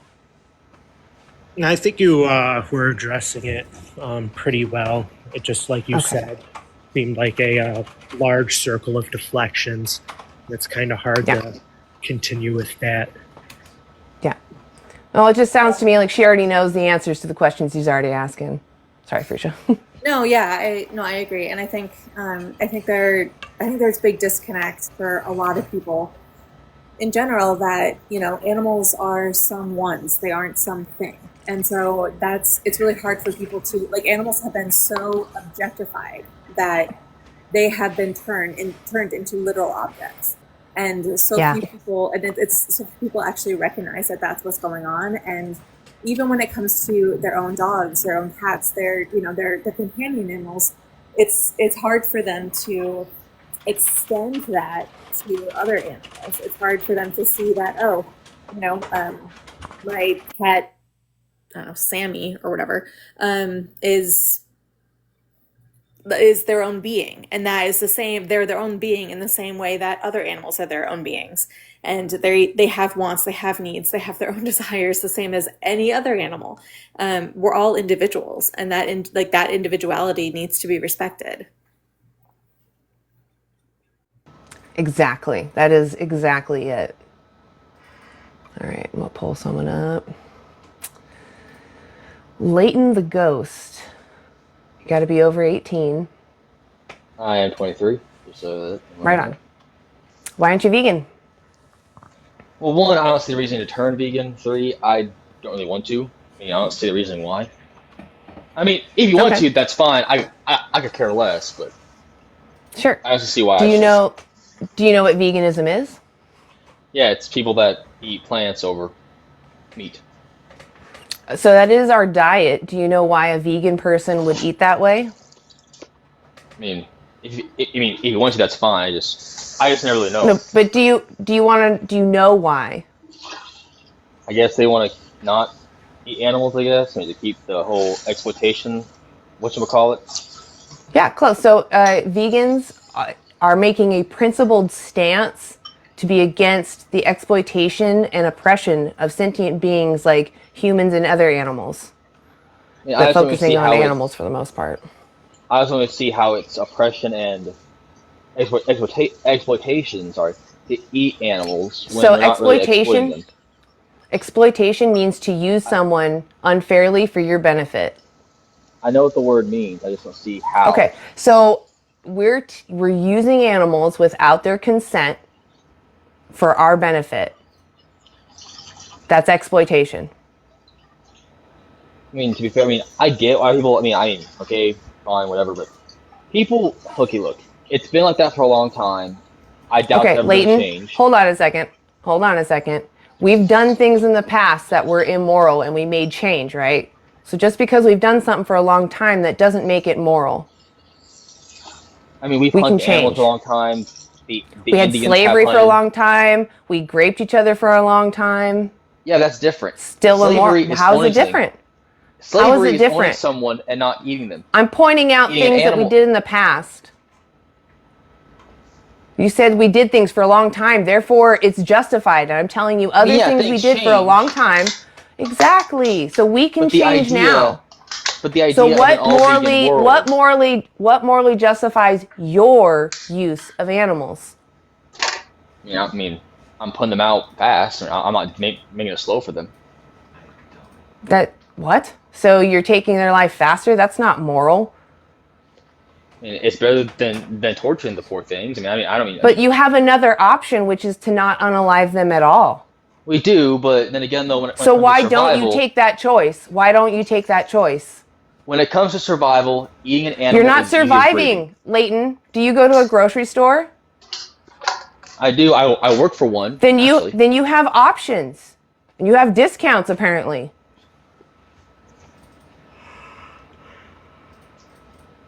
So you can be vegan. Do you see the chart behind me? Do you see this? Do you know what this is? Hello? Yeah, I see the fucking chart. Yeah, I see the chart. Part language. I see the chart. Do you know what it is? Yeah, I'm aware of what it is. It's a freaking whatever the fuck chart. Dr. Craig. Who the fuck is Dr. Craig? Okay, it's a checklist to just make sure you get everything you need in a day. If you did agree with me that using someone without their consent is immoral, and you decided you don't want to support or demand that anymore, but you don't know where to start, this is a great place to start. This is what you need in a day to make sure you're healthy. I don't think an all-vegan world is going to happen anytime soon. Not this generation. I'm talking to you, Leighton. What is your reason? Why don't you let animals be free? Because I don't want to stop eating meat. I'm never going to stop eating it. So what if you were in the cage and someone was going to use you without your consent? Would you find that moral? First of all, that would never happen because no one can lock me in a cage. I appreciate the confidence, but someone could put you in a cage. Well, one, I wouldn't allow it because I know how to attack and fight somebody. So it sounds to me like you find it immoral for someone to use you without your consent. So what gives you the right to do that to somebody else? One, Do you it want to never have a happened to me. serious conversation? Do you want to have a serious conversation, or you just want to play floofy la la in your head? I mean, it sounds like you are not having a serious conversation, thinking that an all vegan world is going to happen when Yeah, I all it just is want to what the say fuck that there myth. is always somebody stronger than you and always somebody that has the capability of doing that. Always, yes, So it but is within the realm of intelligence possibility. Is it always probable? outdoes the physical Maybe strength. not, but is it possible? Sure. That's why I carry a knife on me. It doesn't matter, dude. Like, it's like what I'm trying to express is there is always somebody that is going to have some sort of capability that will outdo the capability that you have. But the Again, is it idea of an probable? all vegan world Maybe is a not, but is it myth. possible? Yes. What was It's that? possible, yeah. But the idea of an all vegan world is a myth. Leighton, we The only haven't reason it's a eliminated myth is because racism. of people like you who just don't want to do it. I mean, it's People like possible. me. Yeah, people. Wow, It's that's wow. Okay. you're justifying exploiting animals. I mean, that's what I'm Because I was raised by a Native American family. We have hunted animals for okay. But generations. do you That's shop at never a gonna grocery stop. store? I do, but when I'm Okay, so you hungry and have I don't want to options. So save what? money, So, I'll shoot a but, deer.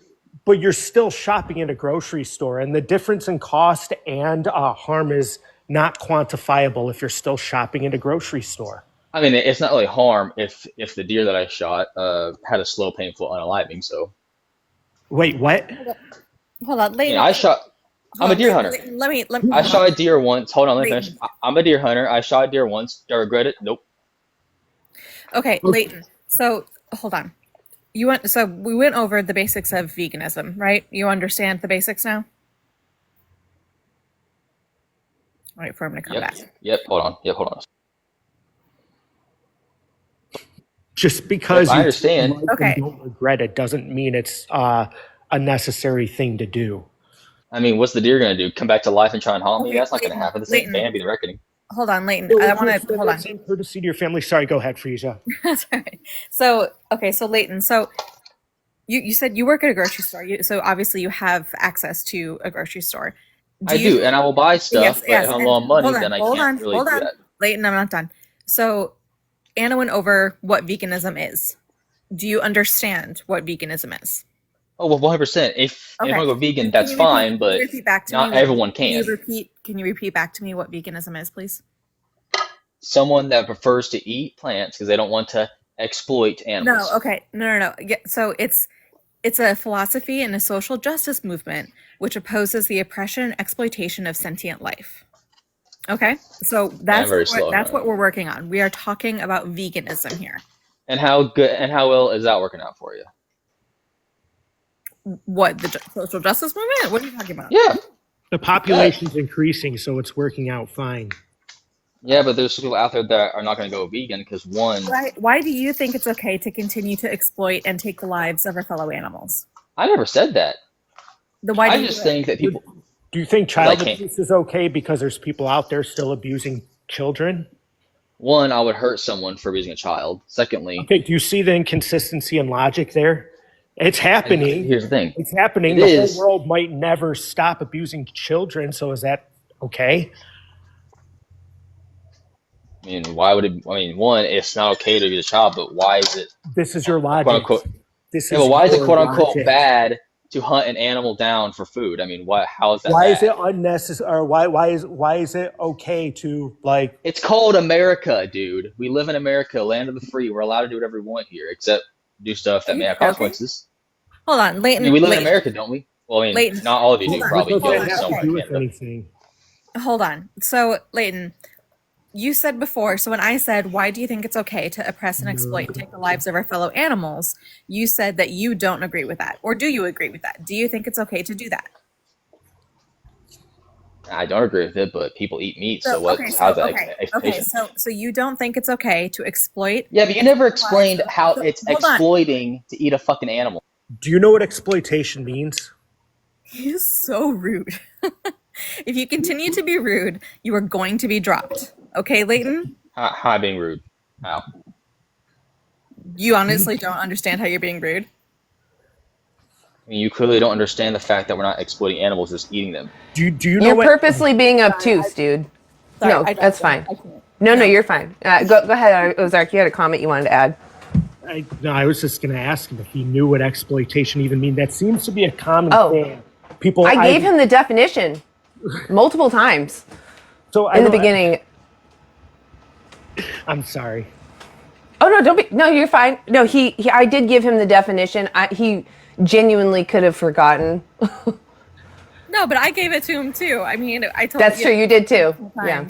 And no, I think that I mean, just it's very interesting how when we brought up things like child abuse, he or him being put in that situation, his immediate thing was, I'm going to fight back. I would fight that person. Yep. I would do this. And that's a very Exactly. That's him thinking on the scale of what he could do to stop it. Yet when it comes to the exploitation of other animals and taking their lives, he then goes, oh, no, that's a big issue. That's never going to happen. But he doesn't reduce it to, I could be doing this, even though with other things, he potentially could have stopped those from happening. Yeah. We live in America, land of the free. Okay. Like, what's that even mean? Like, means I have rights over your autonomy, man. So weird. Do What a weird. It's ridiculous. I didn't know we were ran by anarchy over here. I'm going to drop it. Thank you so much for having me up. Absolutely. Thank you, Freisha, for being up here. Thank you. You have a good day. All right. I'm going to go on Keith. mute for a second. Yeah, sounds good. Hey, Keith. How you doing? America.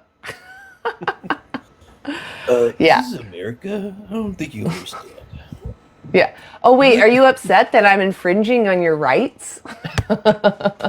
Oh, apparently we've come into your home, guns blazing, forcing you to be vegan. I had no idea. Eat the tofu!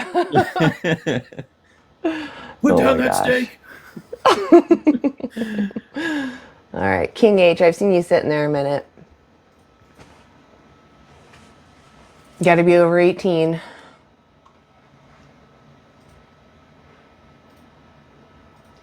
Oh no. You might have to leave and come back. Shoot, I'm sorry. It looks like it's not working right now. I saw you sitting there for a minute too. Boo Boo Johnson, come on down. How's it going? Are you over 18? Good. Yes, I am 33. Cool. Why aren't you vegan yet? Just because I like meat and I've always ate it. Okay. Do you know what veganism is? Just against harm to animals and only eat plant-based foods. Yeah, so it's a principled stance against animal exploitation. And typically we do eat a plant-based diet because that's the best way to eliminate our contribution to exploitation. Yeah. So I guess what part respect. of that do you disagree with? Why aren't you vegan? Okay, I have a couple points, and like I said, I won't be disrespectful because everyone has a way of life, and you gotta respect that. But I just think so. Like, for one point, probably thousands of people live in Antarctica and Siberia and northern Oh, Canada. Boo Boo, I'm talking to you though. I Me don't really care to personally? talk about the whole world. Yeah, I can't change the whole world overnight. I can talk to one person at a time though. Okay. Well, for one, I'm against like animal cruelty, like in what my opinion of animal cruelty is. But I also Do you think we should respect animals? Yes. Okay. Yeah. Well, for a couple examples, like conservative hunters and stuff, I think they respect animals. I just think because you hunt and stuff doesn't mean you don't respect animals. Can you respect someone while using them? Oh, I'm sorry, Ozark. I didn't see you pop in. I was going to ask a question. How do you like respect somebody by unnecessarily ending their life? Well, like, okay, for example, like when I'm hunting, you try to make it like instant death. So do you think that it would be respectful if I were to apply that same principle to other humans? No, I don't. So why would you assume that it would be respectful to another non-human individual? Well, I know you're probably not going to agree with this, but like Genesis 1:26 says God gave people dominion over animals. So you're a believer in the Bible? Yes, sir. Do you support things like slavery and stuff? No, I don't. Have you read Leviticus 25:44? I've read the Bible probably 3 times over, and I constantly read it every day. So you've read Leviticus 25:44 that gives specific instructions that non-Israelites can be kept as slaves. I don't want to get off topic though. Directions how? I'm just saying you're appealing to a book that has some immoral things in it that are not condemned. That's why I'm bringing this up. I don't think appealing to the Bible is a good place. And the Bible does not specifically forbid people from eating a plant-based diet. And it also, and scholars generally agree when we refer to the word dominion that it means stewardship, not ownership. Okay. Well, I'm not an expert, and I doubt you are either. But I don't know. I don't think it's cruel to eat meat. I think it's cruel to I don't know, like hurt animals like in a way that if you weren't gonna, like, I was always brought up that if you're not gonna eat it, don't kill it. Do you think it's cruel to eat humans? Yeah, it's kind of disgusting. Humans have meat, though. Yeah. So you think it's cruel to eat meat, but it's not cruel to eat meat. Well, that'd be like cannibalism. So that's. But cannibalism is considered quite common in nature biologically. Okay. Well, do you think people are in that aspect of nature? Are people mammals? Yes. Are mammals animals? Well, I don't know. Yes, maybe. So that's what I'm just trying to express. Like a lot of these like appeals that we can do have implications to them. You know, we can appeal to religion, and then we have to consider all the implications that religion also has. Yeah. We have to appeal to, if we appeal to nature, we have to consider all of the implications of all the other horrendous stuff that happens in nature. You know, if we appeal to like anything, pretty much we need to consider all of those considerations. So I guess what I'm trying to express here is when we talk about respecting another life, you know, you're drawing this arbitrary line that says it is respect if you do it to one individual, but it's not respect if you do it to another individual. And then you're throwing in all of these appeals on why, which don't really satisfy the actual question. Okay. Do you think being a vegan is just because society? Okay. Just let me think for a sec to ask this question. Do you think that being a vegan is now more like popular just because of how easy society is for people to eat just a plant-based diet? Yeah, I mean, perhaps, but like the fact that we do have like more affordable options available for most people, I do think it's the most ethical option. I understand in the past we may have had to rely on animal products, and there are, like you said, people like in the Arctic Circle and other statistical outliers that do have to rely on animal products. And this argument isn't for them, but for the majority of people, yes, we do have more affordable options, and food technology and stuff is getting a lot better. And that kind of reduces the excuses for people significantly to not adhere to a plant-based diet and consider the ethics behind their consumption. Okay, so do you think those people are wrong for eating animals? I think a lot of people are ignorant, and to my my personal moral and ethical principles, yes, I do believe unnecessarily taking the life of another to consume them or just consume them in general, whether you're taking their life or not, is unethical. Like if you don't have to. And that's what most people are doing, is they are unnecessarily exploiting these other autonomous individuals. Yeah, no, I get that. Okay, so let's just, for example, like let's say there's a 1,000-acre field that plants tofu and I didn't lettuce. know And, tofu was a plant.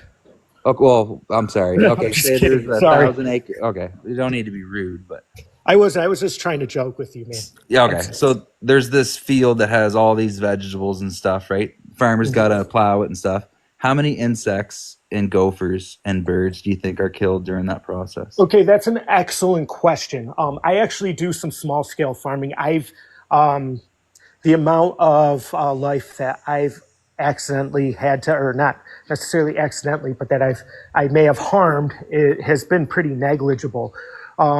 But do you understand the difference between like self defense and going out of your way to specifically harm somebody? Yes. So humans have to eat. That is a necessity. When we grow our food, and I do agree that there are definitely methods that we need to look at to address the harm involved in our agriculture. But when you're growing your food and you're protecting your food, and harm might happen from that, it's the same thing as somebody like breaking into your house and trying to harm you and your livelihood. Nobody should have an issue against defending yourself, right? But there's a big difference between doing that and me specifically going out to that field and looking for these bugs and trying to smash them because I want to do that. I get joy or pleasure from doing that, or breeding animals into existence, or going out and hunting when I don't have to. Yeah, I get that point. But Yeah. at the same time, like, do you get the point where like people who not everyone that hunts is like a sadistic asshole that likes to just kill animals for the fun of it? Like, Well, I don't some think people that just everybody that eats meat is that way either. I believe that there's a lot of ignorance, like myself, and a lot of vegans, like most vegans, we grew up consuming animals. I really enjoyed like having steaks and cheese and pepperoni pizzas and stuff like that. You know, we just made the connection. Everybody has a level of ignorance, so I don't judge people based on that.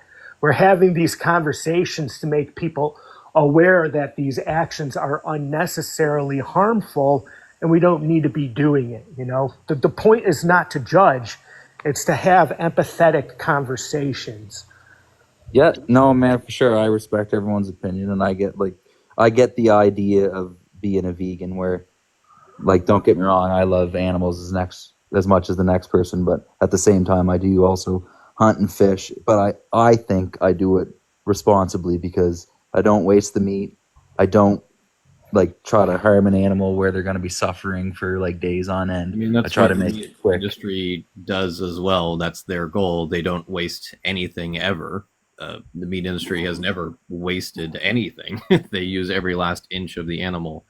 And the act of trying to be as merciful as possible is also something that they try to do, at least at the point of taking their life. They use bolt guns for a reason. It's like the closest they've gotten scientifically to like, okay, well, if we do this, we can like knock them out, and then maybe they hopefully won't feel it. But even that is a process that doesn't work properly. About like 2/3. I'm against like the industrialized, like having 20,000 chickens in a 50-foot No, space. I'm aware, but the point we're driving forward here is that, you know, if you don't need to be consuming animals, then there's no like, when we say like humane killing, that's oxymoronic. It's, you know, to be humane is to act with compassion and benevolence.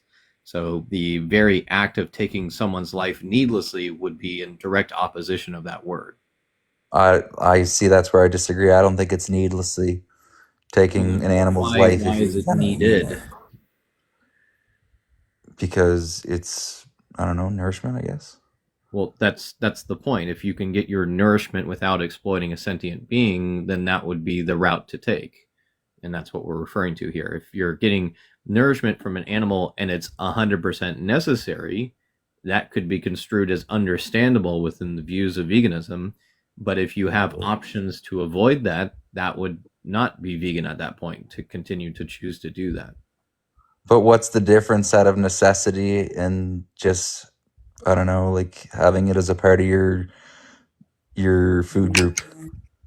Yeah, I mean, it's about like, is there a genuine need for you to exploit and harm someone? If there isn't, then it should be pretty straightforward. It's like, like, do I need, like, let's say the difference would be kind of like this. A dog is attacking someone and like, has their mouth directly, like, bound to their arm, and they won't release. And at that point, yeah, people are probably going to turn to violence towards this dog to try to get them to release and protect the person who was just minding their business and got attacked by this dog or whatever. So that might involve kicking the dog. But to go Okay. out of your way to just kick a dog for no reason, when there's no justification behind the harm you're causing, well, that doesn't make any sense. So it's the same thing here. If there's an animal minding their business and isn't, being harmful to you, and you don't require them for any other, necessity, then you shouldn't be harming them. Okay.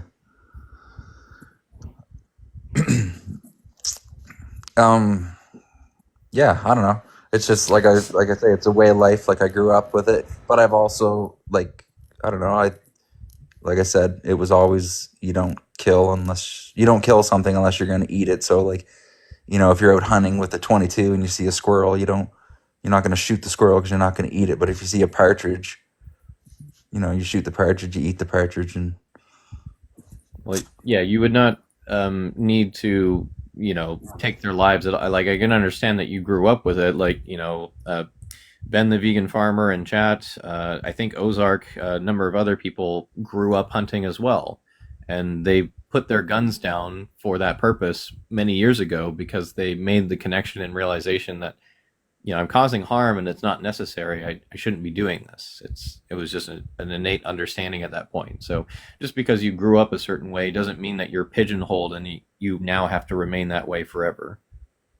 okay, I'm not trying to be ignorant with this next thing, but like it seems to be like there'd be like a hierarchy of animals for like being a vegan because like I said, if there's a field full of vegetables and whatnot that kill in order to get that vegetable and stuff kills so many like groundhogs and birds and insects and stuff like So, like yeah, if you're you were going to be referring to crop 100% death. vegan, I think it would be So pretty hard to you're live. referring to crop deaths, and these would be like something that ideally, yeah, we would like to reduce over time. Especially in a vegan world, we would be doing more in the way of veganic agriculture, and perhaps also more in the realm of some usage of indoor vertical farming and things like that. But the main thing is that those deaths that occur are not rights violations. We're not going out of our way to, like, when you plant an ear of corn in the ground to make more corn, you're not planting that with the thought of, oh boy, I can't wait to exploit an animal for this corn. You're literally trying to grow an ear of corn. Whereas when you're raising an animal or going out to hunt an animal, that is an intended direct rights violation. Your intent is to go find an animal or produce an animal for your consumptive purposes when you don't need to be doing that. So that would be like the difference in terms of like what's going on. Another way to think about this is at the human level. Like, let's say I lived on an island all by myself. There's no police. There's no military. There's no one who will ever come to help me. I'm literally there by myself. And I have a farm. I have my house, and I grow food, and I do this to like take care of and nourish myself. And then one day out of nowhere, like 10 humans arrive on my island and they start ripping up my crops and tearing them apart. And maybe they're even punching the side of my house. I don't know. They're causing all this harm to my personal well-being. I'm obviously going to like try the degree of escalation to try to first start with, hey, like, can you guys get out of here? What are you doing? Like, this is my home. This is where I live. I need this to live.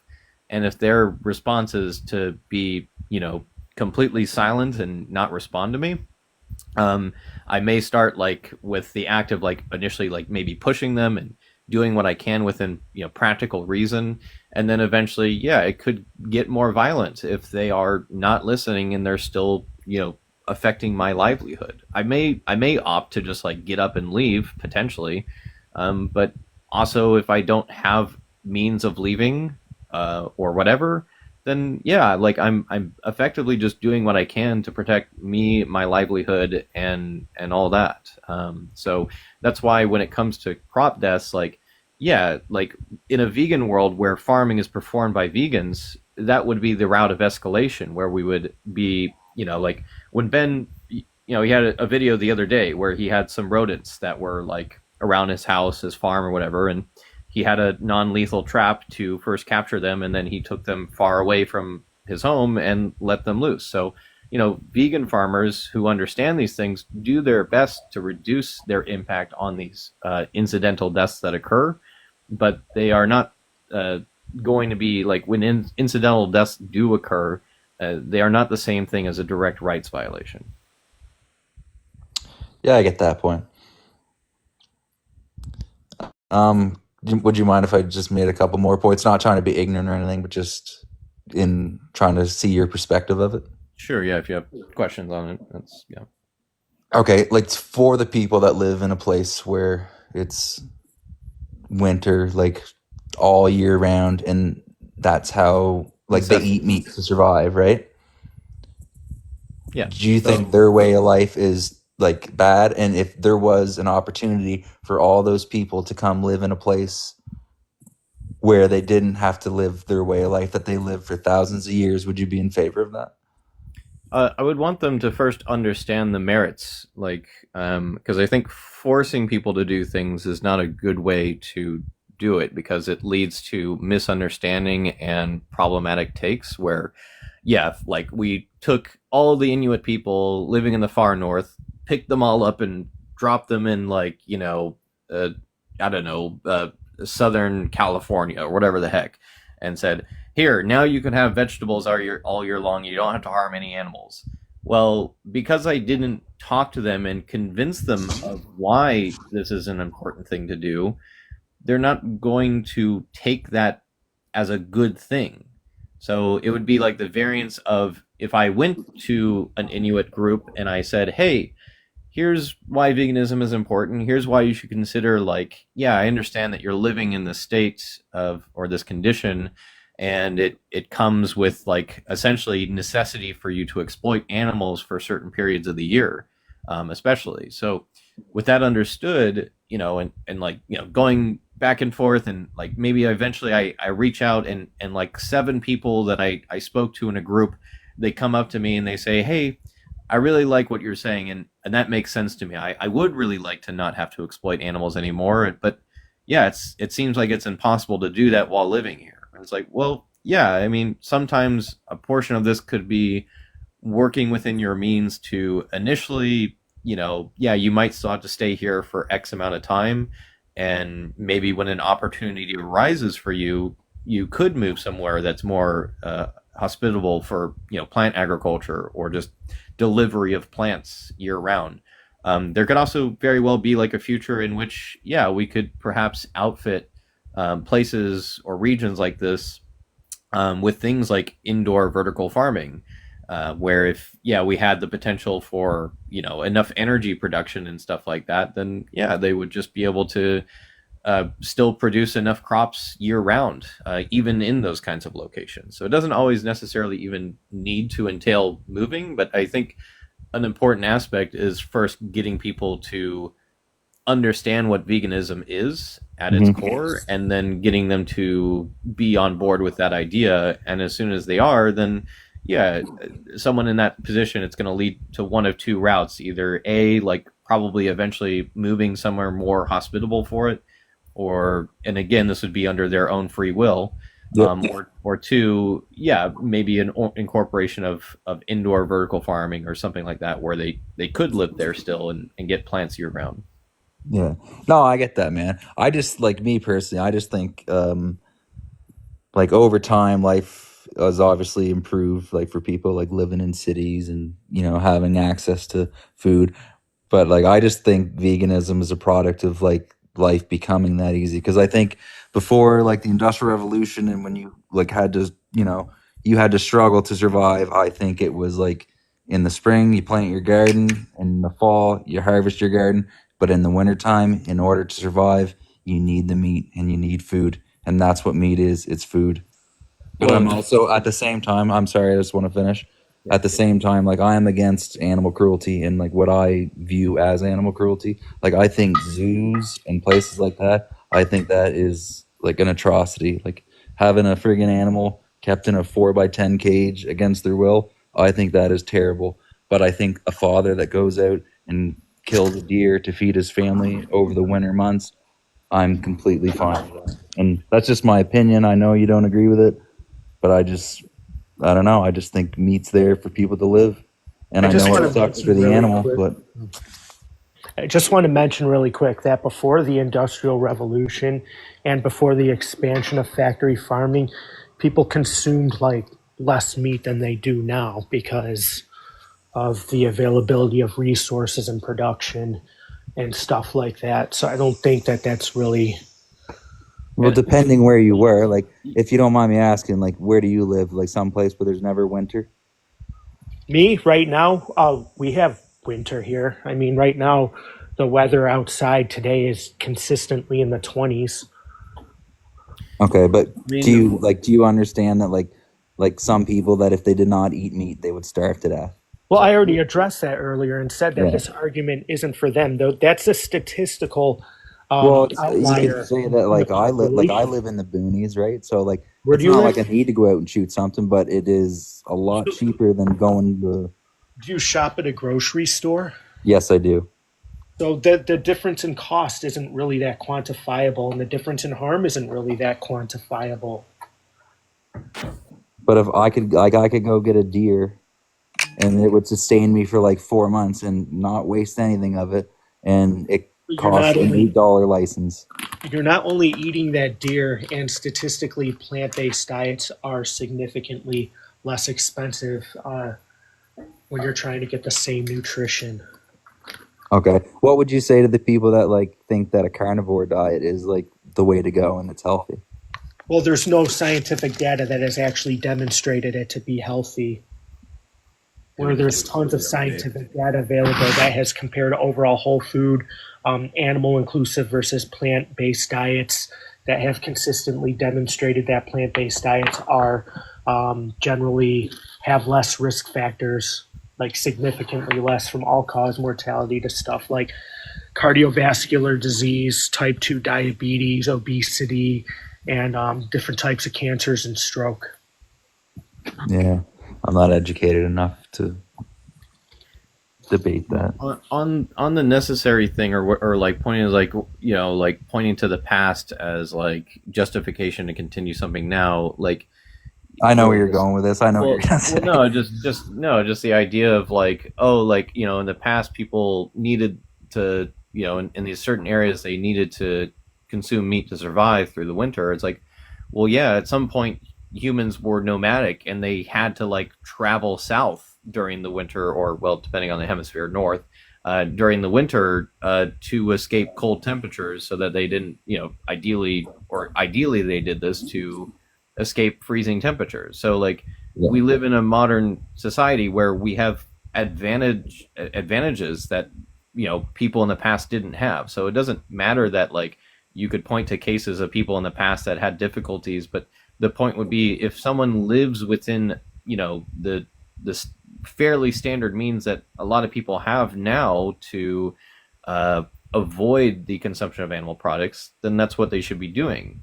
It doesn't matter if we had some limitations in the past. That's beside the point. Yeah, no, and I understand that like you can totally survive off like an animal cruelty free diet, but I don't know, I think eating meat's a part of life. And well, it's just your justification is a taste pleasure and convenience, it sounds like. oh, and just like nourishment. I know like it like this is maybe a stupid example, but like if I eat a backstrap and then I eat a round of lettuce, like I'll probably have more energy from the backstrap than the lettuce. Well, yeah, you're comparing like the most apples to oranges situation ever. Okay, where like you would apple or consume something. if you were trying to satiate yourself with plant-based foods, you wouldn't eat lettuce. You would consume, seitan or tofu or potatoes. What's the vegetable that gives you the most protein? Would that be like tofu, I imagine? Tofu and seitan are usually considered way up there. Okay. Yeah, just wheat in general, wheat, tofu, even All rice. high protein. Yeah, I mean, like, and then you can also like mix and match. Like, if you combined like beans and rice and stuff like that, you get enough usable protein to sustain yourself. Your body does a good job at combining and breaking down proteins. So you can get all 9 essential amino acids from plants, and in fact, that's how all of the protein that we consume from animals, that's how they get their amino acids. It's from plants. Yeah. No, like I said, I just wanted to have a discussion and like not trying to be rude or anything like that. And I respect your way of life. Well, so what's stopping you from living vegan right now? I just love meat. But it's coming from someone's, life being taken. If you were in their situation, how quickly would you want your oppressor to stop oppressing you? You just never come out in the daytime, just come out at night, I guess. No. That's not what I asked you. If you were being oppressed, how quickly would you want your oppressor to stop? Well, obviously, quickly. Okay. So then why are you subjecting somebody else? Like, why are you continuing that demand for their continued exploitation? Because I don't see anything wrong in taking a deer's So life. you would want mercy, but you're not giving mercy.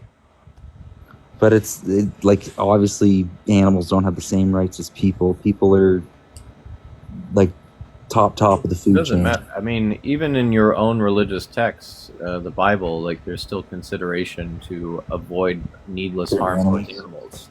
Yeah. So if you don't need to be doing it, like this is why John the Baptist and Jesus' brother James were both plant-based. Like they avoided the harm and consumption of animal products as much as they possibly could because they didn't want to cause needless harm. And this was common with the Nazarists in general for them to avoid animal product consumption. And Peter and Simon were fishermen, but they all probably got along. Yeah, and the rights that we extend to each other, those are stuff we make up, right? I mean, these are all human concepts. We can very much extend those to other animals. And I'm not talking about like the right to vote or anything like that, like, because that's ridiculous. But I'm talking about like basic negative rights, like the right to life without having to be harmed if it's avoidable and stuff like that, Right. Yeah. I mean, I really want you to consider, like, after this conversation, whatever you walk away with is just really analyze that term respect that you used and really, but in my mind, really I do try to respect, contemplate like, how you respectfully take the life of another without having to do that. Like, just really try to analyze that and contemplate that.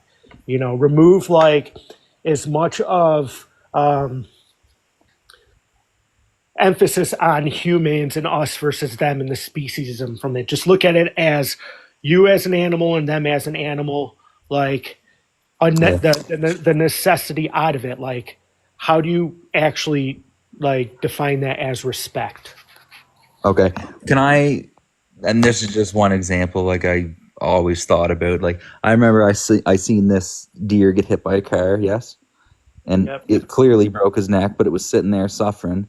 And I seen this lady just get a blanket and lay next to the deer that's lying there like suffering on the road.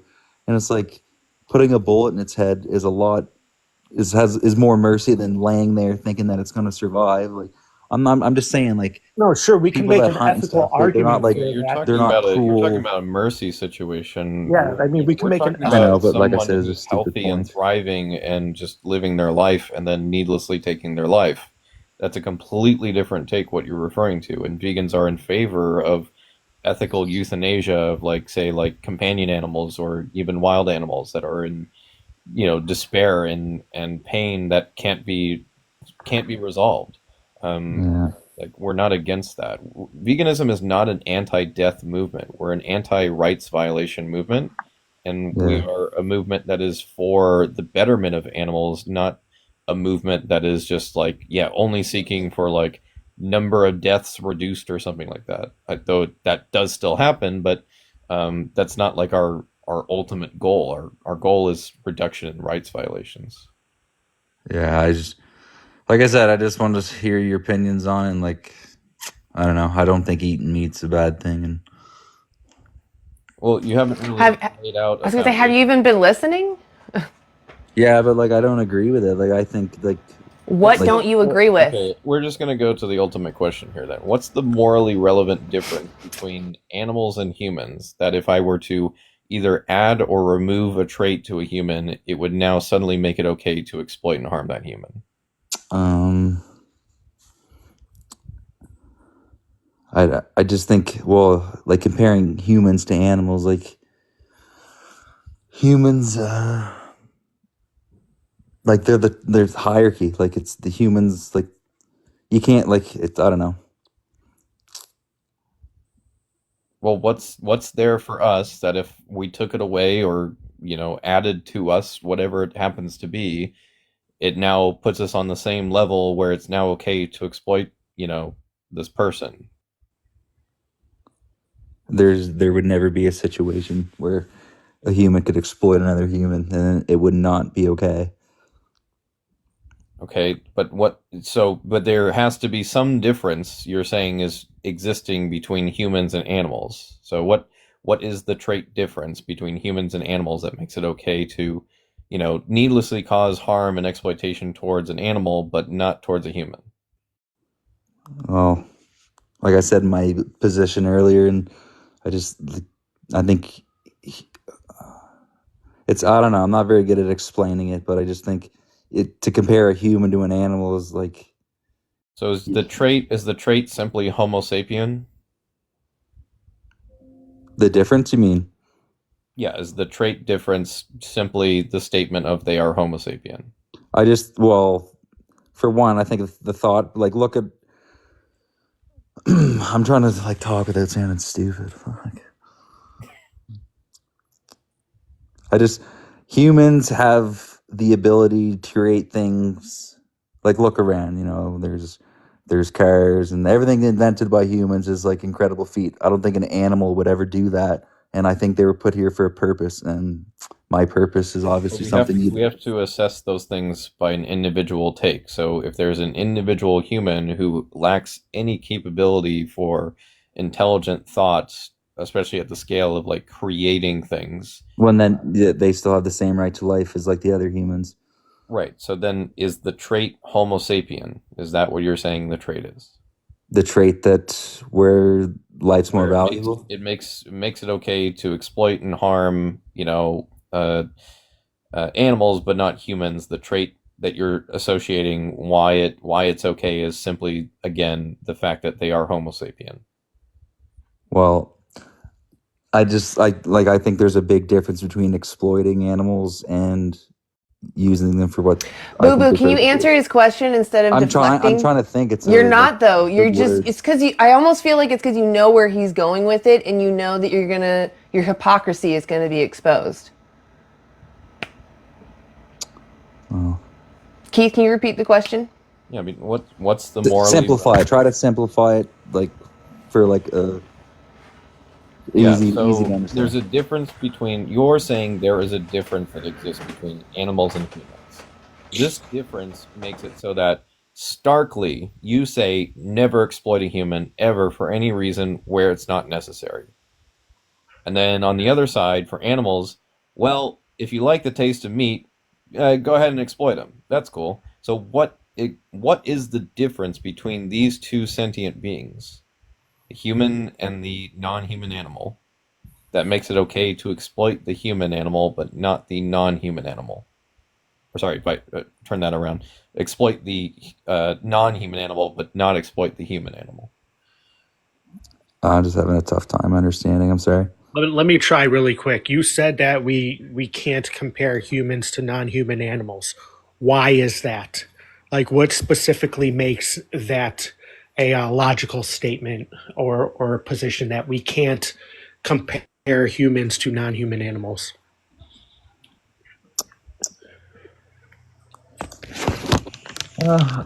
I think it's like where you were at in society makes a big difference too. But like if you were somewhere where it was like a dog world, like most places. No. Okay, let's. I'll even simplify it further. Why is human slavery immoral, but animal slavery acceptable? Okay, well, first of all, like I think, okay, like let's say like a 25,000 chicken farm where they're living a life that's solely, and they live in a cage where it's only 3 feet. I think that is wrong. Again, why is human slavery? Tell me just why is human slavery immoral? Just human slavery. Because everyone's equal. Because they're an individual having an experience, right? They have their own purpose. What happens to them matters to them. And to make somebody do something without their consent, who's having an experience of the world, is immoral. Would you agree? Yes. Okay, so animals are also sentient. They're also experiencing the world. They're also making preferences on those experiences.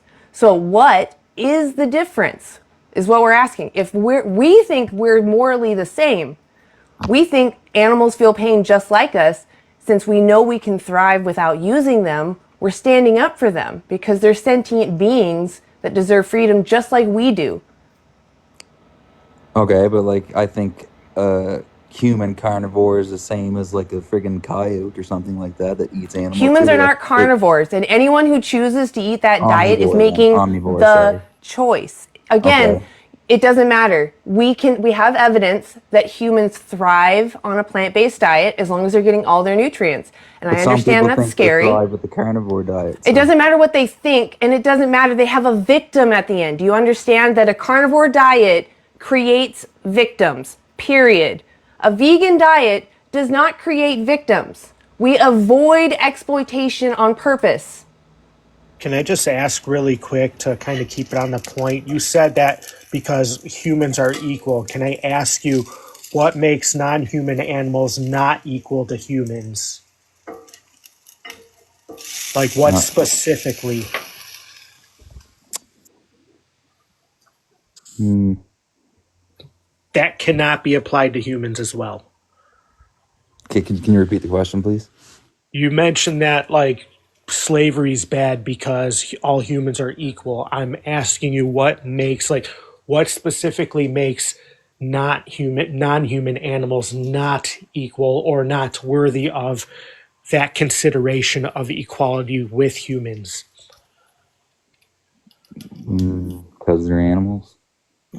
Why That's do not animals answerable. deserve Like that? Well, what okay, wait, hold on. specifically We can makes, we because can humans work are with animals we can too. work with that.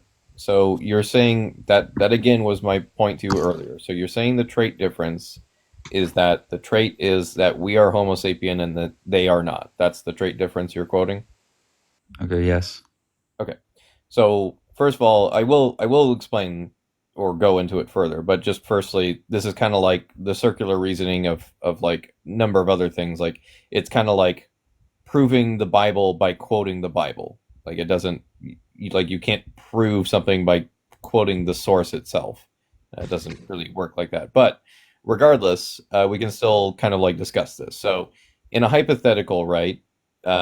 Let's say you had this neighbor growing up and they were a good person and you saw them several times. They were always nice to everyone. Blah blah blah. However, they were like, yeah, they had mental disabilities and they we could say that they had like the mental intelligence of say like that of a pig or some other animal that we commonly farm.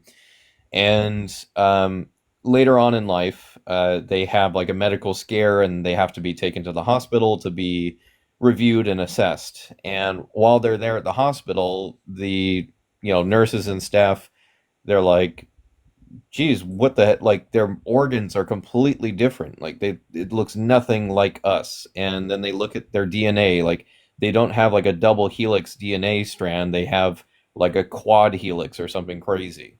And we're like, okay, this is not a Homo sapien. This is something else. But also we can't converse with them. They are, it's not their fault. They're just here.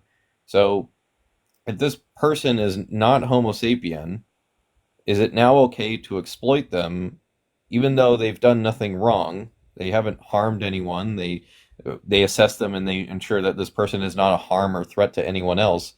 And they like it's not their fault that they are the way that they are. They just appeared one day, or they were born one day, whatever it was. No one really knows. They can't really backtrack it. Is it now okay to exploit them in any way? And it doesn't. The exploitation could happen at any level. It doesn't. It could be either consuming their body. It could be putting them in like this freak show and being like, look at the non-human freak, blah blah blah. Like, would these things just be okay suddenly because they're not Homo sapien, even though like we had like been falsely led to believe that they were a Homo sapien for the last like 23 years or whatever?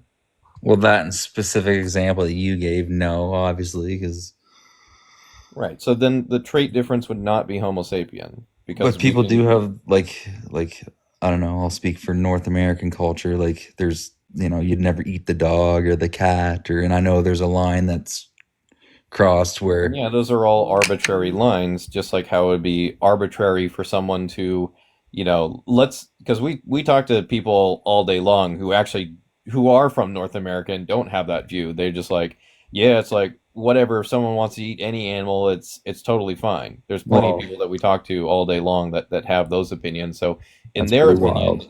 if this person that again ended up not being Homo sapien, because I've had this conversation before, and the person was like, "Yeah, as long as they're not Homo sapien, it's cool. I'd be open to eating them." Well, like, see, Like, I don't agree with so that. yeah, and like by that standard, you should like if because that's the point is like you're drawing an arbitrary line that's based on nothing tangible. It's just some cultural norm, and cultural norms don't justify harming or not harming someone. It's simply a cultural norm. It's based on nothing to do with morals, but everything to do just with how this particular culture formed and what they built their culture around. Because if culture justifies things, like this is literally why there's something called the appeal to culture fallacy. If we were to go point at certain cultures around the world where they participate, say, in child marriage or stoning gay people to death or female genital mutilation. We wouldn't point at these cultures and be like, yeah, it's automatically okay because it's their culture. Well, no, we would understand that just because it's their culture doesn't mean that these acts are justified. They need to understand that the harm happening to these children, these gay people, these young girls for the sake of a cultural norm is insanity. And just like how it's insanity in that case, it's also insanity to cause unnecessary harm to any animal. It doesn't matter whether it's a dog, a cat, or a sheep, or a cow, or a deer, or any animal. Like, if it doesn't need to happen, you shouldn't be doing it. It's a valid point. Yeah, I mean, maybe you need to think on it a little bit more, and we could certainly have you back some other time and talk about it more. But I Yeah. think that's like a good thought experiment to leave yourself with. Another thought Did experiment to tack onto that is the original position. If you could control, the original position is essentially imagine you are just a consciousness and you're behind a wall, and you are tasked with the process of developing and creating our society. And as soon as you pull the lever next, like on the wall, it activates the society. And you have to understand, as this consciousness who doesn't have a body yet, you could end up in any body around the planet. So you could be, a disabled black woman. You could be a small, child with blood cancer. You could be, the president of the United States. You could be a random farm animal. You could be a random wild animal. You could be any particular body on the planet, and as soon as you pull that lever, it activates the planet, it activates society, and zoom, it's a roll of the dice. You could end up in any one of these bodies. So, you constructing the society, would you want to produce a society that is as equitable as possible for everyone across the board? Or would you want to just leave it the same as it is right now, where if you pull that lever, you're now a random farm animal or whatever, and or a deer that someone's about to shoot through the heart, whatever it happens to be, like, would you want that world, or would you want the one that is as equitable as possible for everyone? Well, the right answer is equitable possible for everyone, but that's not reality. And I just and like I like I understand said, I it's don't not mean going to no happen disrespect. I overnight, but respect you guys' opinion and everything, but I just think there's a food. you're muted, Stoner Lady. I said, go ahead, Keith. Oh, I just I get that it's not going to happen overnight, but with all that said, like, these are just thought experiments. The naming the trait and this experiment about what original position you would design for society. Like, think about these things more, and maybe in the meantime, a good recommendation to you might be to watch a couple documentaries. There's probably, like, the two I'd recommend to you most is there's a documentary called Dominion for you to check out. It's for free on YouTube. She has it at the top of the screen if you wanted to screenshot that. And then another documentary that more recently came out earlier this year. It's called I Could Never Go Vegan. It does cost like $3 to $5 to rent it for 30 days from like a bunch of different platforms. But yeah, I would check that one out as well. Especially if you watch Dominion and want to learn a bit more. I also, did he go? Yeah, I guess. Well, guys, I'm going to hop off. Wonderful conversation. You guys really did good with that one. Thanks for letting me participate. Yeah, I appreciate your input on it. Yeah. I just wanted to say, though, that it just came down to him not caring. It seemed like he was just being lazy and didn't want to put the effort in. Yeah, that's why. That's all I kept getting. At that point, it was just time to name that trait. Yep, exactly. Well, and you even went down that path. I'm pretty sure now multiple times, and he still didn't catch on. I mean, didn't make the connection. He did agree with it.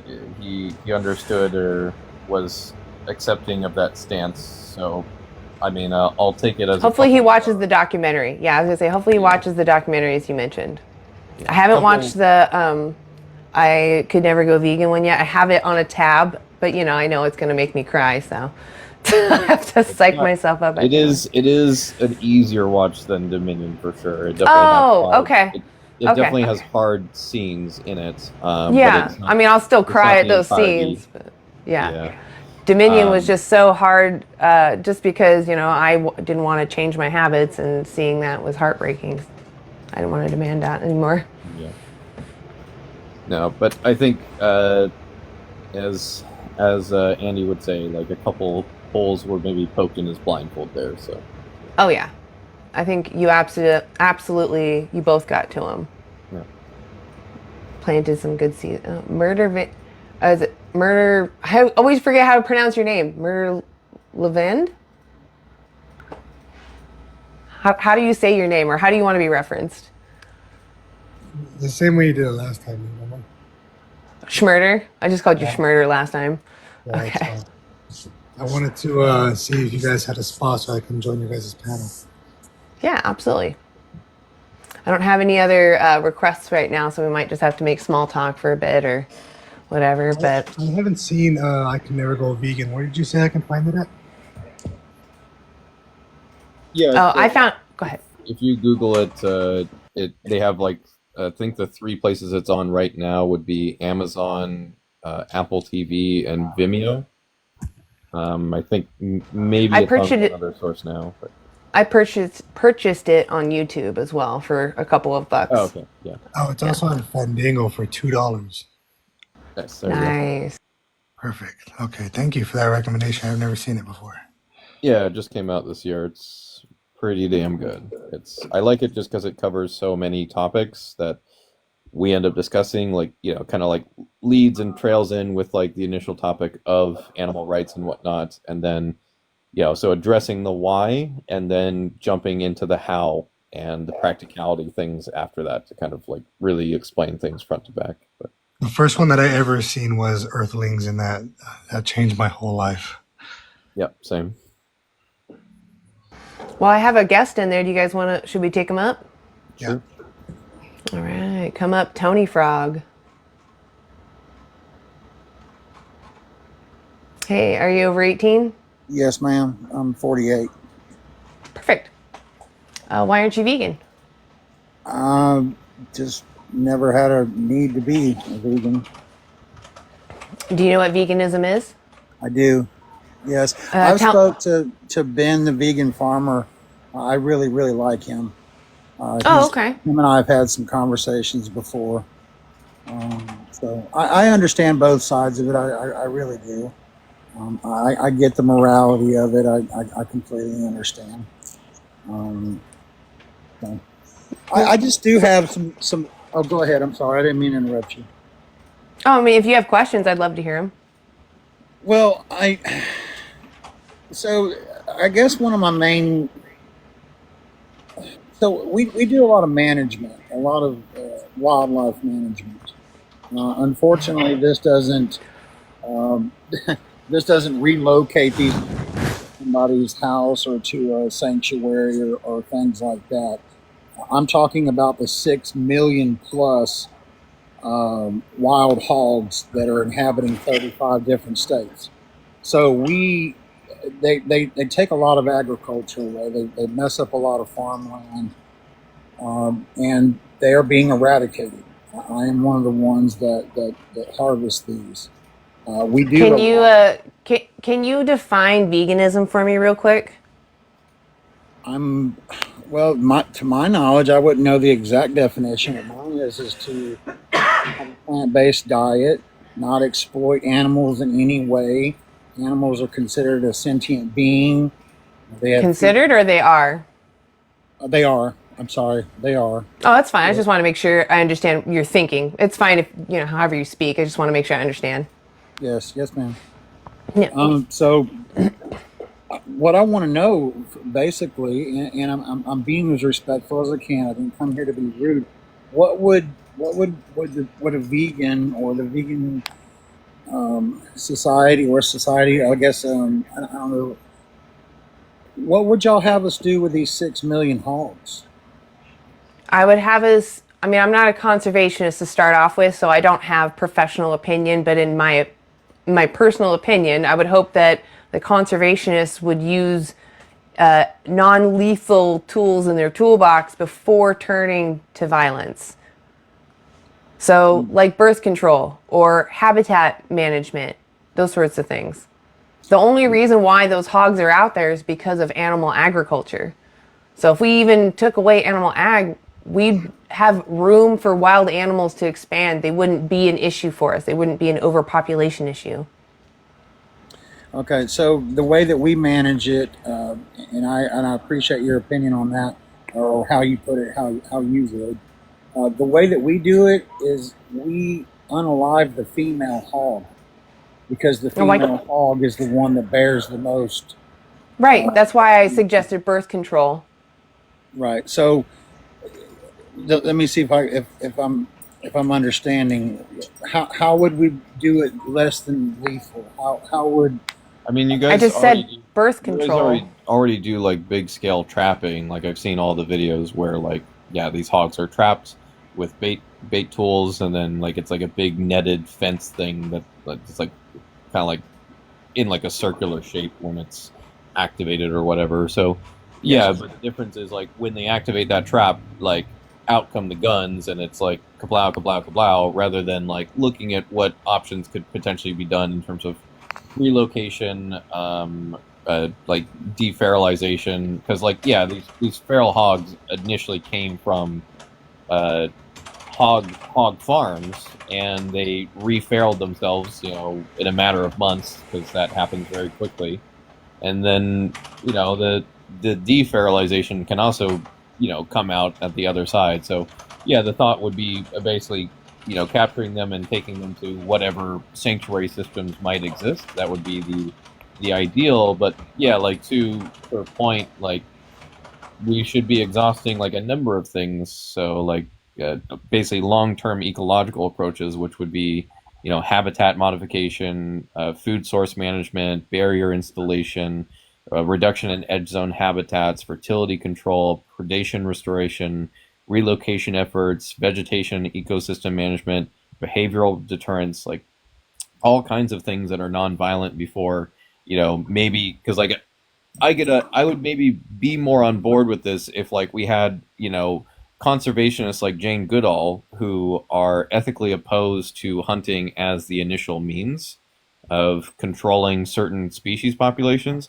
If there was like a team of like quintessential Jane Goodalls who have that thought process behind their conservation, and they go, okay, let's try these things and this and this and those sort of things, blah blah blah, and they go through the whole list. All right, let's try all these non-violent things, and they go, guys, that didn't work for shit. None of it worked. That would be the point where I could understand at that point when conservationists like that are throwing in the towel and they say the only way to do this is through violence.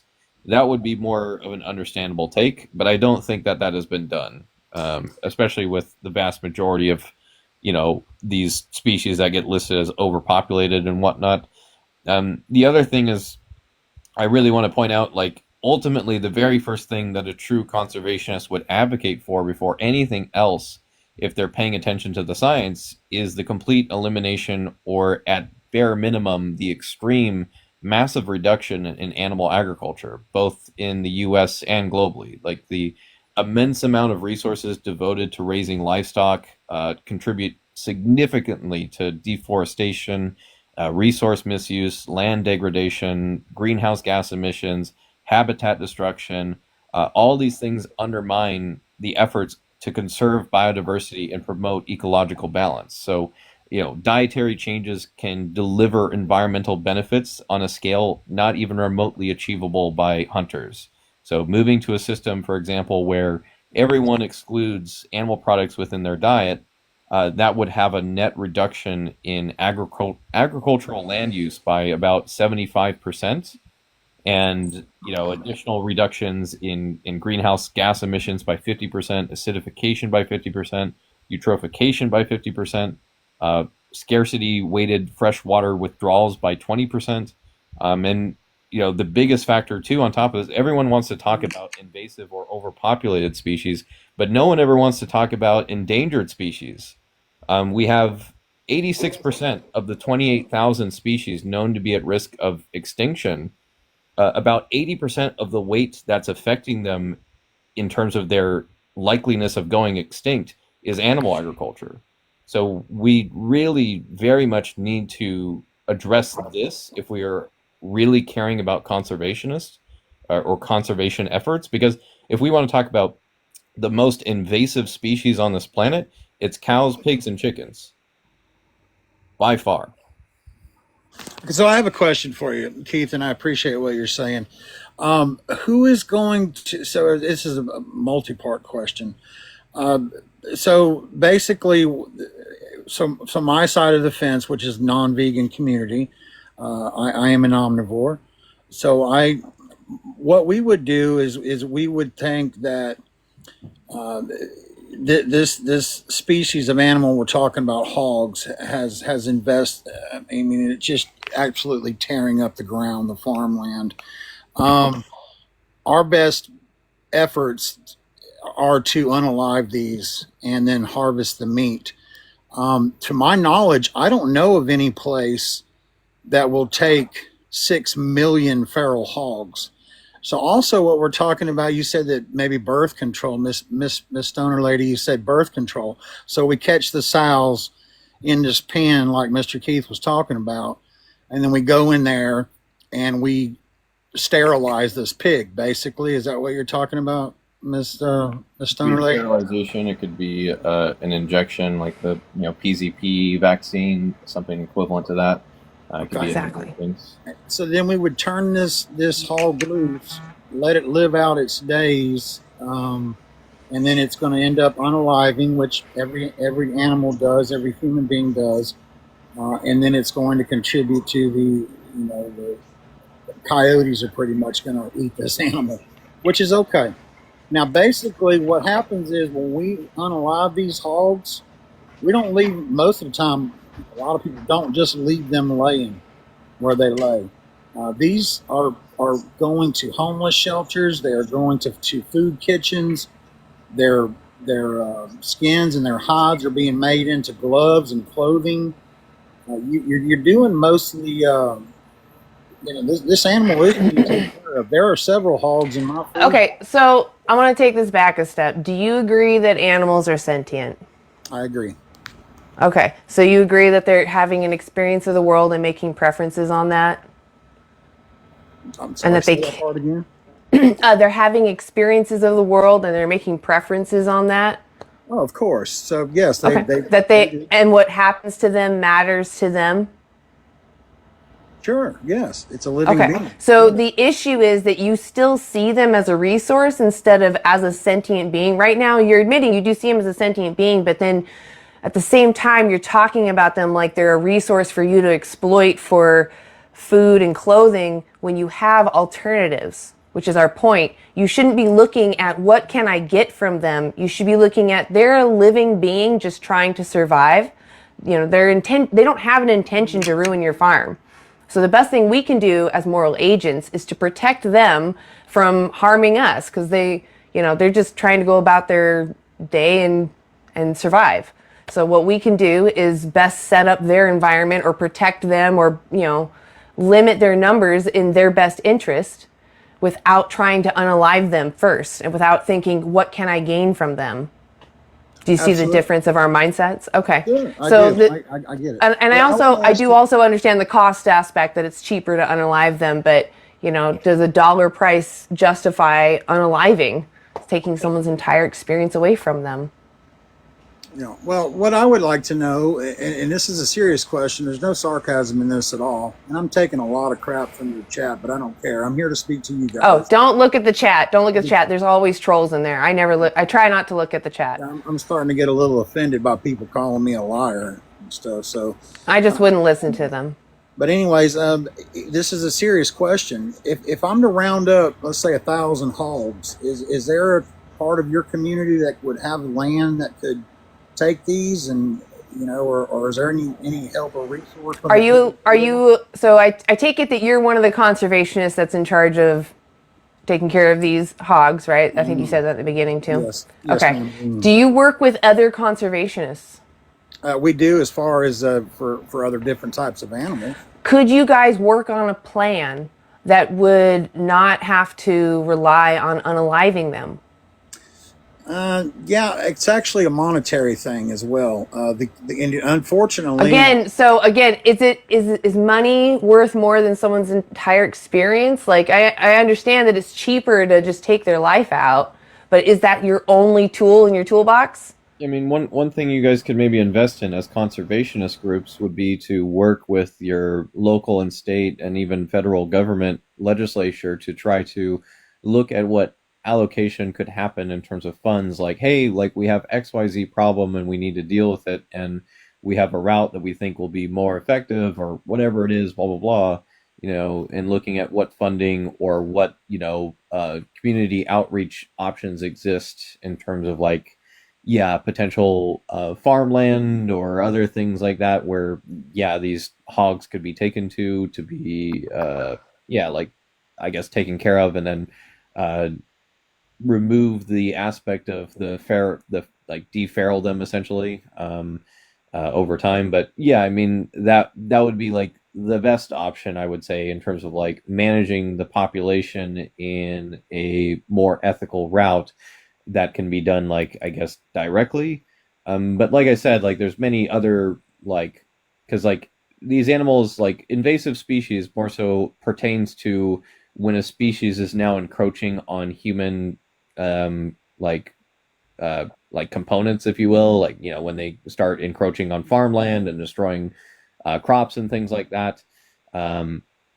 Like when we're talking about situations like that, then there's again other things that can be done besides just either even like the route of like picking them up and taking them to a new farm or whatever to live out the rest of their days. Like they could still be in the wild, but part of it could just be the acts of deterrence and habitat modification and edge zone reduction and food source management and barrier installation and other things essentially that can come into play. Like these are more in the realm of again like long-term ecological approaches rather than short-term. Like you guys are definitely focused on short-term stuff, which is shooting them in the heart and taking their life. But yeah, like Well, Keith, let me interrupt you there. I'm sorry. What I want to say is it isn't a question of ethics with hunters. It's feasibility. Like I said, nobody is going to set aside, unless it's going to be the vegan community, nobody's going to set aside 100,000 acres for feral hogs. Nobody's going to go into a... You're kind of just setting up a straw man. You're like saying it has to be this way and we have to have the vegans house all of these hogs right now, when really it should be the professionals that signed up to do this job should be figuring out a plan that's actually adequate for not just tearing life apart, but actually living with the life that's here now. Yeah, well, the university... Schmurder, did you have something to add? Yeah, I also have a question. I mean, we can talk about wild hogs and the habitat modifications, birth control, trapping, like all day. But is that? I mean, for the prompt is why aren't you vegan? Is that the only reason you're not vegan, Tony? No, it's not the only reason I'm not vegan. So aside from the hogs, because as you have been like answered your question, like there's many ways that we can do. I mean, it will take some time, but as anything, there's many ways and methods that we can use to reroute that system. So with that in place, so let's just fast forward, I don't know, a year, 2 years, and that took place. After the wild hogs, what's next for you? Are you vegan, or why wouldn't you be vegan then? I'm just never going to be vegan. My preference is that I like to eat meat, so I'm going to eat meat. My family's preference is they like to eat meat, so we're going to eat meat. I mean, that's just the way that it is. Right. So go ahead. I was just going to say, because this again comes back to the point, if you're concerned about conservation, and then now all these feral hogs are gone. Actually, I'm not concerned about conservation. Let me correct y'all. I'm concerned with management. There's a difference between conservation and management. The wild hog problem. We manage that. There's also a management for properties such as 1,000 or 10,000 or 500,000 acres where you can get management tags just to hunt deer, because your deer can be overpopulated as well. Now I think that's hold on a minute. Don't be rude to me. I'm not going to be rude to you. I'm telling you that I don't care if we take a deer and put on other property. That's absolutely fine. A deer is a viable source of meat. These hogs are a predator. They're associated much like a sewer rat in a subway in New York. Nobody is concerned with taking and relocating hogs. Nobody's doing that. And I'm going to tell you another thing too, and this is a statistic. No, Tony, I want you to go along with what Schmurder was talking about, which was let's step past the hog issue, which I know you just keep circling on. It's not about veganism. Veganism is about exploitation. Okay? You're not supposed to see another sentient being as a resource. Why are you? I tell you what, a human being is a sentient being, correct? Yes. Did you know I've had to unalive them as well? Was it moral? No, absolutely it wasn't. But I didn't. Well, we're talking about what's moral. If you agree that unaliving humans when they don't want to be unalived, if you agree that's immoral, why do you think it's okay to take an animal's life? Why is that moral? Because you can eat the animal to survive. You can eat human flesh to survive too. Well, I didn't need to because I had an MRE in my back. Okay, I understand. It doesn't matter. We're talking about morality, okay? Whether or not you did something is irrelevant. The point is it moral to take someone's life when they wanted to live? No. Is it moral to use someone without their consent? I'm sorry, say that again. I'm sorry. Is it moral to use somebody without their consent? No. Okay. What is it that makes it, in your mind, okay to do both those actions to animals, but not humans? What makes it okay to not eat a human versus eating an animal? Right. Oh my god! One of I'll make it easier. I'll make it easier. Why is it immoral for me to use you without your consent? Legality aside, legality doesn't make something moral or not. Okay. What would In your eyes, is it moral for me to use you without consent? And by use me, do you mean eat me, or to Do whatever I want to you? Doesn't matter. Is it moral? Absolutely not. Okay. Why is it immoral? I agree with you. Why is it immoral for me to use you without your consent? Because we're human beings.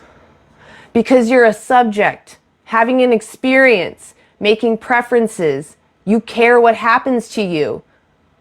That is correct. Okay, animals have the same qualifiers. If you were in a state of being oppressed, how quickly would you want your oppressor to stop oppressing you? Quick enough for me to get to my pew-pew. Exactly. How do you think the animals feel? Well, I couldn't tell you exactly how they feel. I'm pretty sure I can tell you how they feel. They run from the knife. They beg for their life. They don't want to be used and unalive for you. Okay. May I say you're correct, Miss Vegan Stoner lady? Well, I'm asking you then, what in your mind justifies you forcing that on them? Why do you think you're right to do that? My position on the food chain.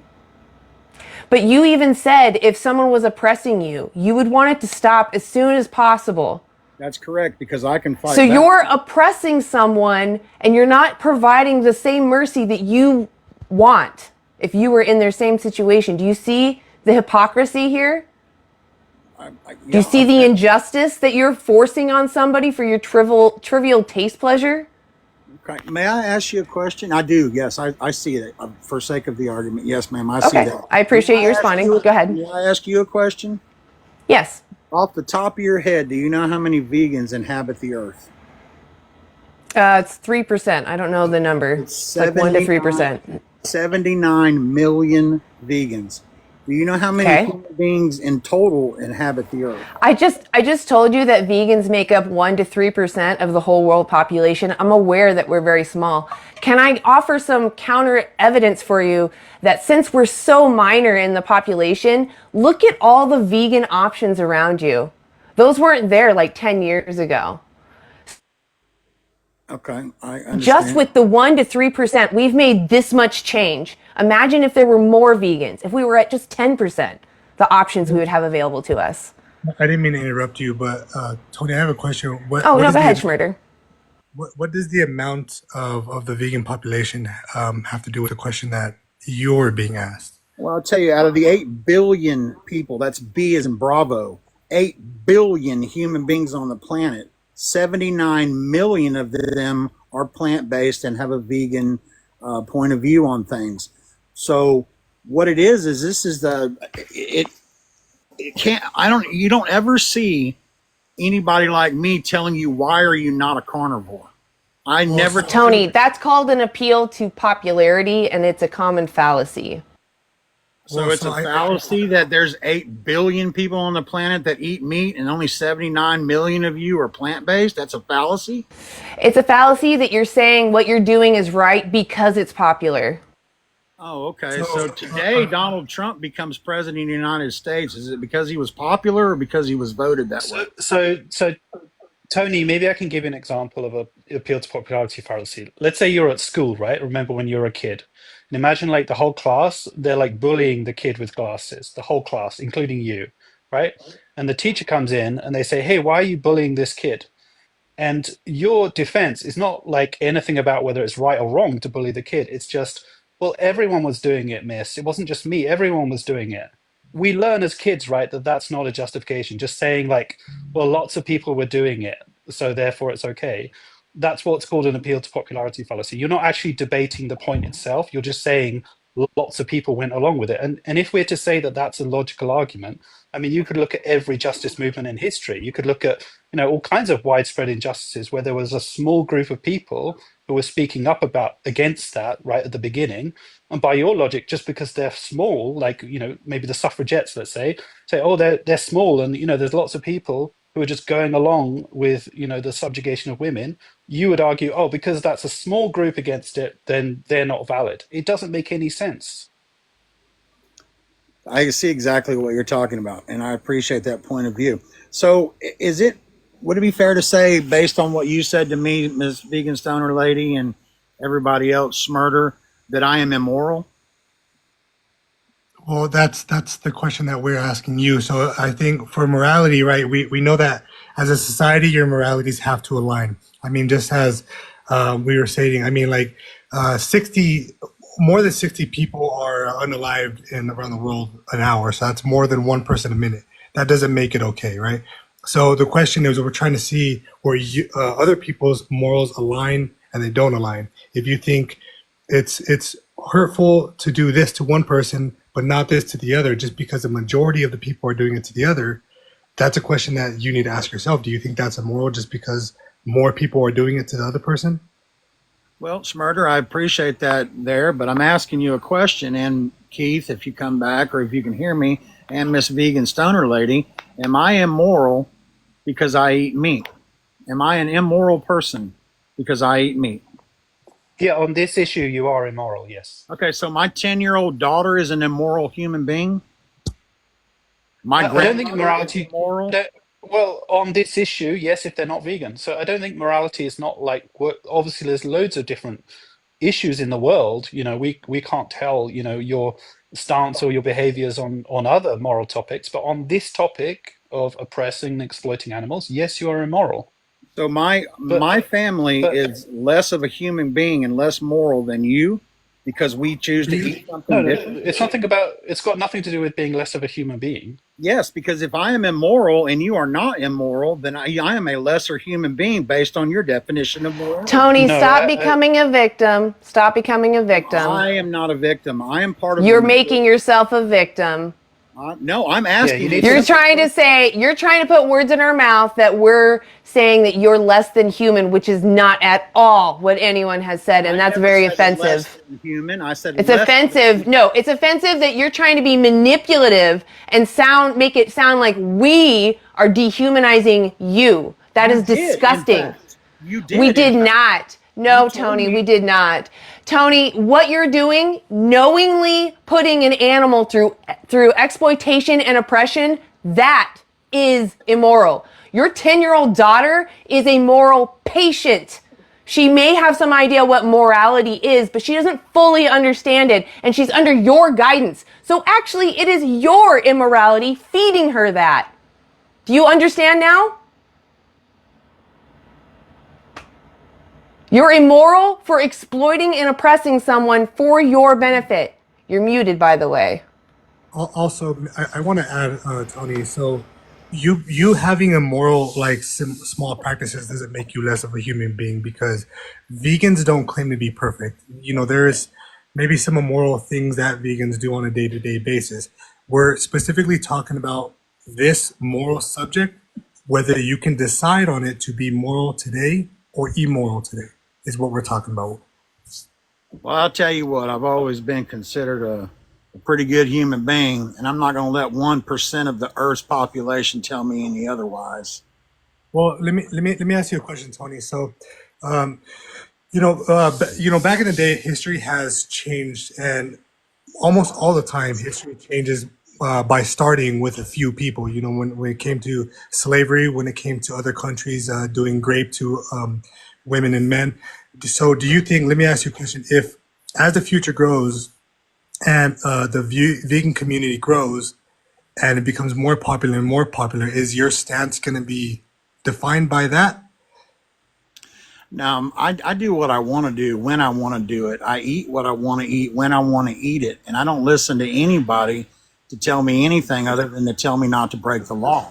You know who else had that mindset? Jeffrey Dahmer. Oh, yeah. He did not care. He didn't care. He ate who he wanted. He did not give any regard to their life. It was his benefit over their life. You know who else ate meat? Jesus Christ. You know, I think you should actually watch Christspiracy. Maybe become a little more educated in that. Oh, really? So Jesus didn't eat fish? Yeah, there's not a documented reference in the Bible. Ooh, I knew that was going to come up real quickly. Yes, actually, he did. No, well, there's reference to him like handing out fish to others. There's no reference to him consuming fish, and also there's many scholars within the Bible scholars who believe that interpretation of fish is not exactly like verbatim fish. It could mean several other things essentially when translated from the original Hebrew. Relish. Yeah. It also meant relish. Yeah, so Jesus had relish with the tuna fish. Wow. I think Tony, what you're displaying now is like it's kind of a fragility. Have you heard of white fragility? So when, let's say, somebody is trying to talk to somebody about racism, right? And rather than address the topic itself, they say, "Oh, are you saying I'm a bad person? Are you saying I'm a terrible person?" And it's kind of problematic, right? Because you're trying to center yourself rather than talk about the issue itself or the victims. You're obsessing over whether someone's making me out to be a bad person. And I think the same happens when vegans sometimes bring up veganism, right? This fragility, you could call it like a carnist fragility, right? Where people, rather than addressing the points that we're talking about or the victims themselves, they immediately try to make it about themselves and say, "Oh, you're saying I'm a bad person."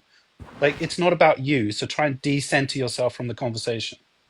So I have to ask y'all a question. Do y'all have to take supplements of any kind? That each person's health is different. Some vegans will choose to take supplements, but you do not. It's not a need. You don't have to take supplements if your diet isn't in line with the nutrients that you need. So that was a serious question. I would say it's safer to take a B12 supplement if you're going vegan, and then keep track of your food, and you can learn how to eat other things like fortified foods. But a supplement is great in case you don't know how to eat and you don't want to get hurt. I mean, supplementation is an extremely important thing, quite honestly. Like, I mean, it's even important to livestock. I mean, 90% of the B12 supplements produced on this planet are fed to livestock, specifically the monogastric animals, the pigs and the chickens. So when we're talking about like, oh no, supplements, well, then don't ever consume chickens or pigs then, if that's like your concern.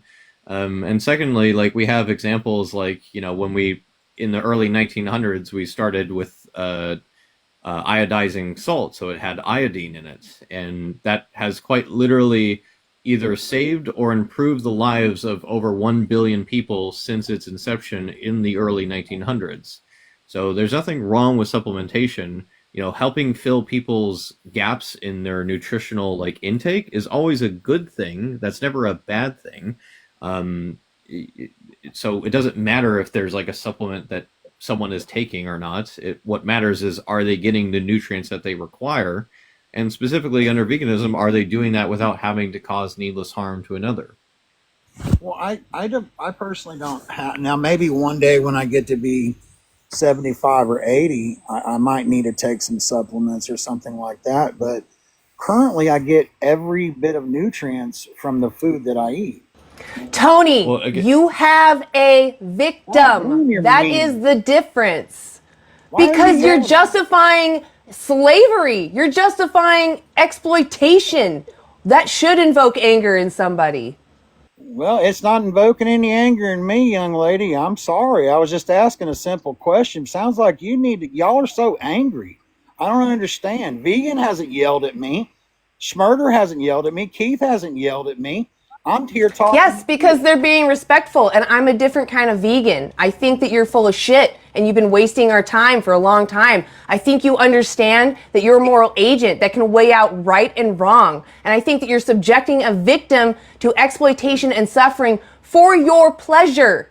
And I think that you are an immoral person. I think you've been running circles around defending your use of animals, and I think it's ridiculous. You understand it's wrong, and yet you don't want to admit it. It's really frustrating. I think you sound Everyone's like going to have different activism. Everyone's going to have a different approach for their activism. It doesn't mean that they're automatically wrong just because they're doing it a certain way. You're mean, woman. I think you need to get you something to eat. Yeah, can you just not be misogynistic for no reason? I just was tired of him. He was just taking forever. He kept going back to hogs. He kept going back to deflecting, not taking responsibility. Go ahead. Sorry. I pulled away from I was just going to say, it was just absurd that, like, oh, he's like, we're doing this for conservation. And then I'm like, okay, well, what do you care? Do you actually care about conservation? Because if you do, here's what you should be doing. Never supporting animal agriculture. And then when I brought that up, he's like, oh, I don't care about conservation. I care about management of wild animals. Like, what do you... So that's insane, first of all, to not care about conservation whatsoever. It's just, oh my God. I think that's a very common argument. Like, people that eat animals will never care about plants or wildlife until you tell them not to. And then they care about your protein intake, they care about plants, they care about... wildlife. Exactly. It's one thing after the other. Like, it's never about just owning up as like, yeah, maybe you're right about this point, and maybe I should make some changes. Maybe I won't do it right away. But it's like, I had a good conversation with a guy yesterday on Vegan Living's Live, where, yeah, ultimately the conversation didn't end with him saying, like, he was going vegan, but at least he was very honest in the conversation and at least admitted, like, yeah, I mostly just do this ultimately because, yeah, I'm kind of a hypocrite.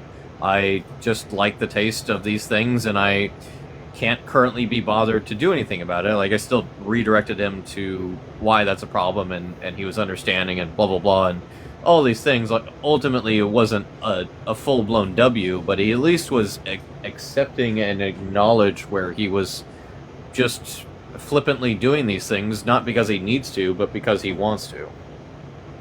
I think, I always laugh. I mean, I became vegan 8 years ago, and every dinner that I had, every meal that I had, every piece of animal that I ate, nobody ever asked me about my protein intake, or we never had a discussion about the environmental harm until I told people that I wasn't eating animals. Then people turned into doctors and they were concerned with my protein intake, and they turned into wildlife experts.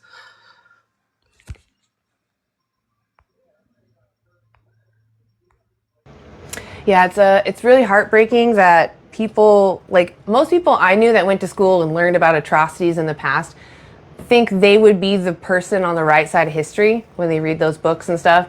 And yet today, many of them just, I don't know, they just always want to be the victim. They think that they're the ones being, exploited, I guess, or, harmed, their choices being taken away, but they're not willing to understand that they're making a victim. I don't know. Right. That's kind of what children do, right? That's kind of that's kind of what children do. The same thing, kind of like, nobody likes to be told that they're wrong. And when a person hears that, when a child hears that, they will give you reason as to, like, oh, but they did it. But as a grown up, when you are told that you're wrong, it's okay to ask why you're wrong. Well, the other insane take that he dropped in there that always annoys the ever-living shit out of me is when he said, why should I listen to a group of people that only represents 1% of the population?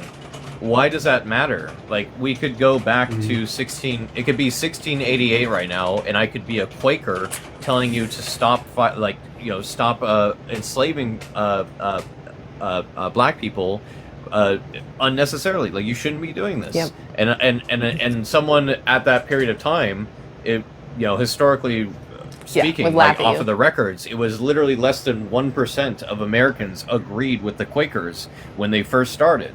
And it took, from 1688 until basically like 173-ish years later to even start the Civil War. So, and veganism's been like around as a concept for about like 80 years at this point, with many of those years being pushed aside by vegetarianism and pulled away from the front that it needed to be on. So it's just like insanity to me to be like, oh, well, just because this movement is small, it's automatically wrong. That's the most childish take you could possibly have, because that means that if you were an American in the late 1600s, you would look at the Quakers and go, "You're automatically wrong because you're a small percentage of this population." Like that's I think so it's also stupid. it's also an oxymoron to say I won't listen to one thing because it has a small population.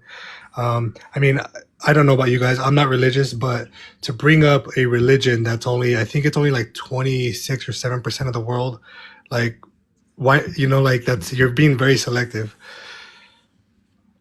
Yep. Also, with any of these injustices, right? When we say like, oh, lots of people are okay with this, we're only checking with the side of the oppressor or the dominant group, right? Like even with like slavery, it's not like we were asking opinions of the slaves, like, oh, are you okay with this, to see like who's okay or not. And the same goes with this issue, right? It's not like, those pigs, when they're climbing over each other, when they hear the screams ahead of them in the gas chambers, they're very, maybe not expressing with words, but they're very clearly against what's happening to them. And so to say like, oh, because lots of the people within the dominant group or the oppressors group, right, are okay with this, doesn't tell us anything about, whether this is okay or not. I mean, it's ridiculous. Uh, Vegan design, your accent makes me feel I have no problems in the world anymore. Sorry, what did you say? Your accent, hearing your accent makes me feel like all my problems are gone. Oh, okay, I don't know what that means, but thank you. Love it, love it. Sounds like he likes your accent. Well, guys, I've been up for 3 hours. I think I'm going to call it there for various reasons, restrooms and food reasons. But I appreciate everyone being up here, and I really appreciate you guys all having my back, and I appreciate all the vegans in the chat. I'd love to hear if you guys have any last words you want to throw out there. Well, I appreciate your lives, and I love spamming your lives. So when I see you again, I'll try to hop back on again. I would love that. I think you did a great job, and I think also, being angry. Like I think a lot of men like that, they don't like to hear like strong words from women, and I think that's more of a him problem, and he doesn't have any arguments as well. I think in some cases when you go around and around in circles, like we don't start with anger, but like it gets to that, and sometimes people need to be told. I think it's fine. It's the equivalent of like looking at Rosa Parks on that bus and being like, "This insufferable woman at the front of the bus, why won't you go back?" And just being overly upset about like, the most insane shit. Like it doesn't matter if someone's more angry; they have validity in their anger, as we've expressed to you multiple times in this conversation. It's also like how people will point out like, "Oh, I like how Martin Luther," or like in the civil rights movement, people will be like, "Oh, I like how Martin Luther King Jr. does his activism. Oh, but I don't like how Malcolm X does his activism." Like it doesn't matter. They were both important to the overall movement. Everyone's going to have their different approach. Exactly. Yeah, I think your page is amazing. I love your page. You're doing good work. Cool. Awesome. Yeah. Thank you guys. Yeah. I appreciate your guys' work. You guys are all amazing. And I am honored to have all the vegans that I've had. Lydia was up here earlier, I think, right? And who else did I have up here? Ozark. Just want to make sure, I got everybody. Frasier's in the chat. You should get her up next time. She's really good. I know she does come up sometimes. I just don't want to, I was going to say, oh yeah, she was up here earlier. What am I saying? Yeah. Thank you, Frasier, for being up here.